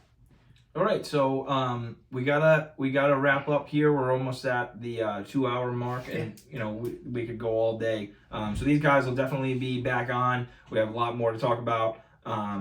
Anything you want to say, kind of in closing? Yeah, I don't know. Let me think for a second. Isaac, go ahead. Give me a second to think. I think if I could communicate one very important tool that I use year-long, lifelong, is what I've been doing with my lures. I often do in every section of my life. Keep a lot of the stuff that works and get rid of everything else. I say that I pack a lot of duplicates and triplicates of plugs that work for me, and it's because I know that they work in the places that I fish, in the conditions that I'm given. And I try to do that with the people that I'm around, including Steve and Jake. They're both great friends of mine.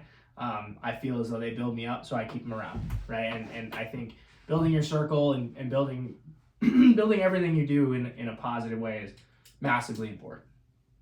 Yeah, I agree. I think in closing, I can add too is, like we were saying earlier, have a good network, keep it small. As you know, a lot of guys in this sport, you got to be careful who you talk to. They run around and tell everybody, you know, so keeping that small circle and that strong network with a couple guys is like crucial, especially for safety. Safety's important. Safety is number one. It's number one, because we can't do this and have fun if we're not being safe, we're not there the next day to be able to do so. So you got to really think. You got to be safety, smart. You got to be very smart. That's why, especially fishing a lot at night, it's always good to have a buddy to go out and fish with. Another thing that we didn't touch upon, this happened to me a couple seasons ago. I got a hook in my hand, and I know a lot of other anglers this happened to, and it just popped in my mind. But keep a pair of small bolt cutters. I know you can get them at like Harbor Freight, man. Harbor Freight has them. Here. Yeah, I don't know, they're what, 10 They're 15 less bucks, than something 10 like bucks. that. This will go right through trouble. If you've never had a hook in your hand when you're out there, it absolutely fucking sucks. It would definitely end your session for the night most of the time, but if you're able to push the hook through and cut it or whatever it's good to have the right tools on you. So that kind of ties into safety, you know, along with wearing the right gear. You know, if you're going out somewhere sketchy, wear a life vest that, you know, will keep you afloat. Or God forbid, if you know you're fishing a jetty, wear a wetsuit or shorts, you know, instead of wearing waders. You know, like I said, we love doing this. You just got to be safe, you know, doing it.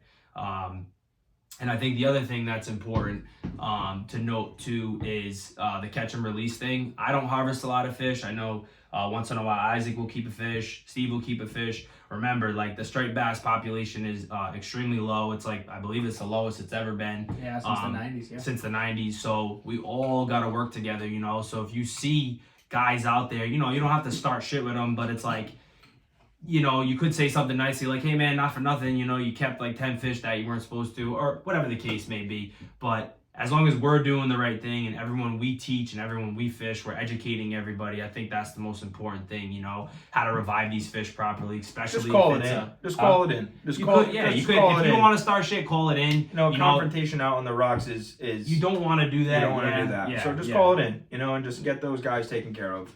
Yeah, Definitely. But I think contributing to do the right thing and releasing like especially bigger fish, getting in the water, taking the time to revive them, right? So like someday, when our kids, if they get into fishing, they can fish for striped bass as well. So I think that's, another important thing to note. Definitely. So safety, I think striped bass for me is a lot of mental health. So definitely check on the people around you. Mental health is huge. Before anybody ever does anything silly, I think that, making a phone call and talking to somebody about some issues that you have going on in your life or whatever else, I think that's super important. So men's health, fishing or not fishing related is great. And just be safe and be nice to people. Bruce said be nice to people in his first show, and I think that's huge. Just be nice to people. I see guys out there on the rocks, and sometimes I've tried to help people, and I'm catching fish and they're not, and I say do this so that they catch fish, and they just tell me I'm wrong, and they continue to not catch fish, and I continue to catch fish, and that's fine, but hey, at least you tried. So me and Isaac constantly, when we're out, we'll see someone's new, we just give each other a look, and we're like, after we're catching fish and they're not, be like, we just look at each other. If the guy's not a complete asshole, we'll just be like, let's go help this guy. You know what I mean? Definitely. Like I've even taken plugs off I'm using that I've had extra, just give it to someone here. Hey, throw this, swing it into the cart, dig it down really nice and slow, give it a couple twitches, boom, you'll catch. Because we're all out there for the same reason, right? As long as the guy's not a complete jerk, like help people out, be nice, be kind. It goes a lot further, Definitely. All right. Awesome. We're good. Thank you guys. Thank you for tuning in. Thank you for checking us out. These guys will be back on again for sure. Peace, everybody. Have a great day. Thank you, guys. That was Do we have awesome. any You questions? could check questions too, yeah. I know we kind of answered some along the way. Yeah, definitely. I'll just check these questions real quick. Yeah, man. New England Carpenter, definitely go wetsuit. Corkers are huge. Yeah. Corkers are huge. Gotta have Corkers are corkers. money, Do yeah. not be out there without corkers. Yep. You're asking for trouble. Yeah. The flip-flop jetty fisherman. Take a kid fishing is a great idea. Thanks, guys. Awesome, guys. Thank you so much.